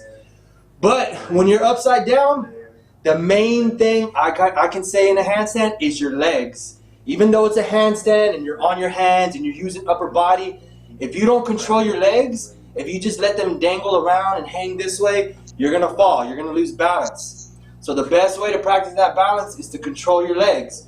So whether you go up into this, right? Or if you go up into this, always control your legs. Boom, boom. So, hands open, control your legs, and if you're practicing balance, feet together, legs straight. There you go. Thank you. You're welcome. Much love, Che. I think that now is the perfect time for everything for you learning, Che, and definitely with handstands. It is a tool. I think that's a really important thing to remember, Che, that it's a tool for you to, of course, level up to start to do things like 90s and one-handed freezes and things like that. But take things one step at a time, and first getting comfortable on your hands is the first step. And I think it's fun, too, being on our hands. You think it's fun being on your hands, Che, upside down? Yeah. All right, Che, keep it rocking. Keep it rocking, little brother. Keep it going. Next up, we got somebody else in the Zoom. Yes. We're going to pull up B-Boy Bass. So we can get B-Boy Bass ready with his questions. Can you hear me? Yes, What's up, Bass? We can hear you, bro. What's up, bro? What's going on, Bass? Where are you from again? I know I spoke to you yesterday. Norway, right? I'm from Norway. Yeah, represent Norway. What is your question today, Bass? My question is, how do you judge a break battle? Like, how do you decide which person is the best one? Good question. The most experienced judge here is Moy, so let's go with that. Olympic judge. Olympic judge. Yeah, so for me personally, you have to judge a battle for what is happening in front of you, and sometimes I feel like judges judge based on a name or the experience someone's had in the past or previous battles, but you literally have to judge it for what's in front of you. And with that being said, I'm always looking for the overall complete B-boy or B-girl that is executing from top to finish. And it's something that I don't take lightly, because you have to be solid all the way through. This is your time to shine, right? And if you want to win, you have to have a complete throwdown with that showcases dancing, dynamics, speed, control, balance, musicality, and all of the above. And so I'm looking for someone to tell the complete story from top to finish at its highest potential. And sometimes when you have two of the dopest people going at it, and you think like anybody can win, it really is that. It's not really about who is better, who is the best, or who's doper, but it's about who makes the slightest mistakes, who is missing execution, or who is missing, grabbing their foot in their hand when they're trying to do a thread, or who slightly missed something. So when I'm judging battles, I look at the slightest mistakes when it comes to judging two really, really great competitors. But overall, I'm looking for someone that execute from top to finish with all covering all components and all elements of the dance. All right, thank you much for answering my question. Really appreciate it. All right, Bass, keep it up, brother. Thank you, bro. Much love to you in Norway. All right, so we have one more quick commercial break before we come back and summarize everything, but I'm having fun building with you guys. You guys having fun? Having lots of fun. Yes. Mm-hmm. All right, so one quick break before we come back and summarize. So then, I think of myself as like a remixer, you know what I'm saying? And I think that's what I'm doing. I take from here,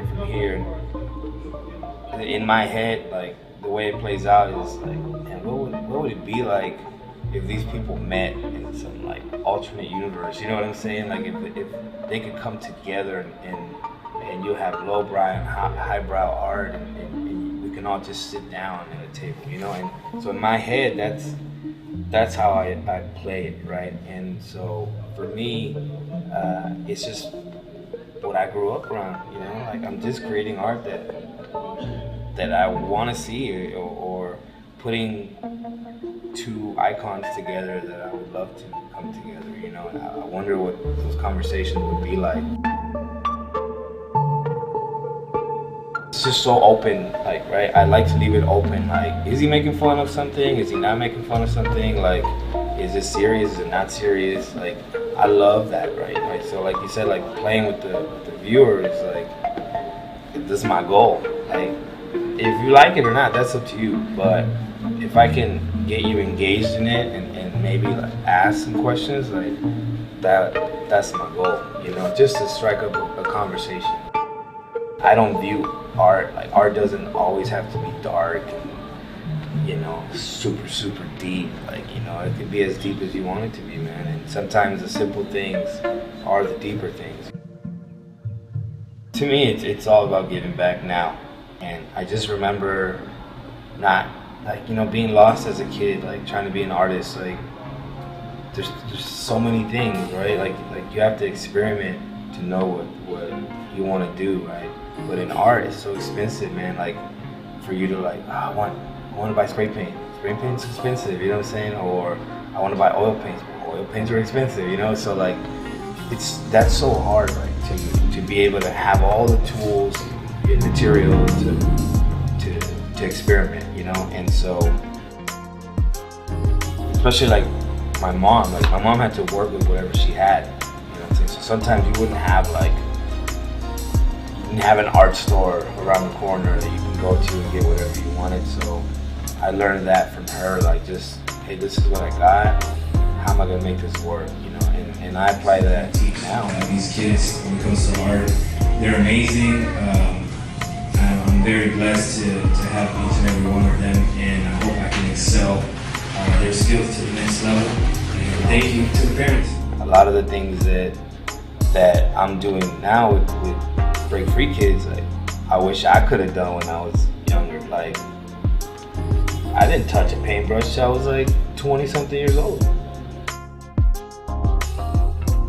The real gain is that experience, right? So if you have paintings and you're at your studio or wherever, classroom, and you can paint, that's great.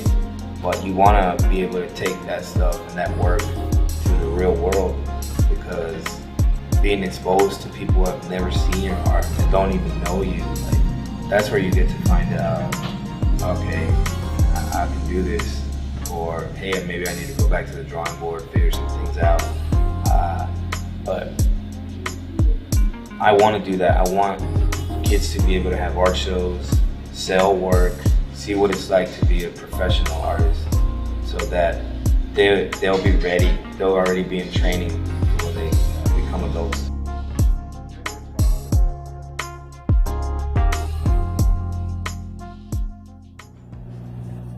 Now, shout out to our brother Puppet, also known as Donkey Boy, doing amazing work. Puppet. Doing amazing work with our art program here at Break Free Hip Hop School. He's also a really well-renowned artist here in Houston, probably one of the most. You guys got to see some of his work with the murals around here. And he started teaching with us about 6 months ago. Yeah. 6 to 8 months ago, and he's grown the art program, and every single one of the kids love it. That's a part of it, man. And I think what he spoke about when he said, I wish I had this as a kid, like, that's something that we said with the breaking program. And I think the same thing can happen with our DJ program. Shout out to DJ Bruce Wayne, DJ Notorious, and DJ D-Rec, who are heading the DJ program and a part of our Break Free Hip Hop School, where they curate classes for ages 3 on up here throughout the Houston area. And on that note, I think if you support us and follow us, you guys know that we are trying to open up hip-hop schools and expand our vision and mission around the world, so you can look for that very soon, along with the DJ and the art program. So definitely. Yeah. Go ahead, man. No, I was gonna say, yeah. So we've had an amazing time with you guys. Whether you were a part of our Zoom or just tuning in live from wherever you're at in the world, we've just had an amazing time to be able to share some of our experiences and knowledge with you guys. As we've mentioned several times, it is important for us to push the message and the culture forward by being able to share and impact and engage and connect with you guys all around the world. And so this is the reason why we do this, and we look to continue to do this. So we hope that over these 3 days that you've been able to find your reason why you get up every day, why you're in this culture, and having an understanding that you are an ambassador and you are a strong voice, regardless of where you think you sit in the breaking community or in the hip-hop community. You are a voice, and we hope that you're taking this workshop series as something, or a tool of motivation to be able to guide you and direct you to where you want to be. And to summarize, the last message I would say, and I think we brought this up when we first started, but follow through, meaning everything we spoke about today, we would love for you guys to personally follow through with it with yourself, incorporate it in your own way, and follow through in the sense of hit us up, contact us. We are here. I feel like we've established a relationship with everybody who participated, and if you've been watching with us, and even dating back to Solidarity, I'm seeing familiar faces still, and it feels like a family. It really does. So I want the follow through to continue. If it's a DM, if it's a private lesson, you saw that we're opening up private lessons with all 4 of us. So please hit us up for that information. Or if you have a question through the DM, let's just keep building. Yeah. The last day we're ending on the building session, and doesn't stop with this day 3. It just keeps building and building and building, and that's how we grow together. Yeah, and I think a main thing that everybody has been talking about is the student-teacher dynamic within hip-hop, right? And a lot of these stories that you heard from all of us up here, we're talking about other people, right? We're talking about other people that we learned from, we battled from, we got this from, so just know that, this is a community, right? We can't do this alone. Like, we have to learn from each other. We grow with one another, right? So, yeah, that student mentor dynamic in hip hop is so important, right? We cannot do this alone. We need each other, right? So we need to look at each other as tools, right? Tools that we can use. You know what I'm saying? Like, anytime that I You know, when I was growing up, I was lucky that I grew up around Moy and Little John and Marlon and Boy and all these guys. And, you know, they already had knowledge that they had acquired, you know, before I stepped into hip hop. And they passed that down to me, right? And I was able to grow so quickly because I was around people like them, right? They helped me throughout my journey. So I encourage anybody watching this or that, you know, tuned in live to the Zooms, just keep building with people, establish a relationship. You know what I'm saying? You know, I know Moy can attest to how important relationships are within, you know, not just hip hop, but within life. You know what I'm saying? People drop gems on you. You know, you have to have somebody take you underneath the wing to sometimes get you to that next level. You know what I'm saying? Yeah, it's true. Yeah, so the next thing, guys, is, you know, that initial follow through. Contact us for private lessons or just keep building with us over direct communication. And then the next big thing is Break Free Day. Yep, coming definitely. up in early July. All you who participated in the Zoom, you get 30% off for the registration and participation fee. We are turning our attention towards building our schools, building on our mission statement, and also preparing for the big Break Free Day online battle, which has B-Boy, B-Girl, Youth, and All Styles categories. Yep. $25,000 in cash prizes. Registration is open now, and it closes on June 26th. June 26th is the deadlines for submissions, so I'm looking forward to more stories being told, more people getting a light shown on them that deserve to have that light shown on them, and it's going to be an amazing day. Yeah, one more thing before we close out. Also, too, like, I know we talked about private lessons, but we also offer online lessons just on a continuous basis, like for the whole year, you know, not something that you just want to do privately, but like Break Free Hip Hop School is expanding our activities, you know, across the world through our online platforms or opening up new schools. But it's not just in breaking. We offer classes in art, DJing, and anything that you want to get involved in. And so if you're an aspiring DJ, we offer classes for DJing, and we offer classes for graph or just art in general. And so we're not just a breaking program, although breaking is you know, a big staple within the Break Free organization. We are a hip hop organization, and so we want to be able to let you guys know that we do offer classes in DJing and art and breaking and all of the above. And so if it's something that you're interested, please visit breakfreeworldwide.com. We have all the information there, and the website will always be getting updates, you know, as time goes on, just to make sure that we're keeping the scene in the community up to date with what's happening within Break Free. So once again, we respect you guys. Thank you for your contribution to this journey during this Worldwide Escape workshop series, and we hope to connect with you more in the future. MVP, could we get a final shot of everybody in on the Zoom? Yes, Thank yes. you What so up, much. Thank you, guys. Thank you. Thank you. Much love to everybody. CC, Bathy, Pretzel, Eduardo, Bass, Joshua, Eva, Aranita, Key, German, Lapstar G, Yeah, Rick so- Feedy. Much love to all of you guys. Thank you. Let's keep building. Respect, y'all. Peace. We are Break Free. We'll see y'all next time. Create your escape. Let's do it.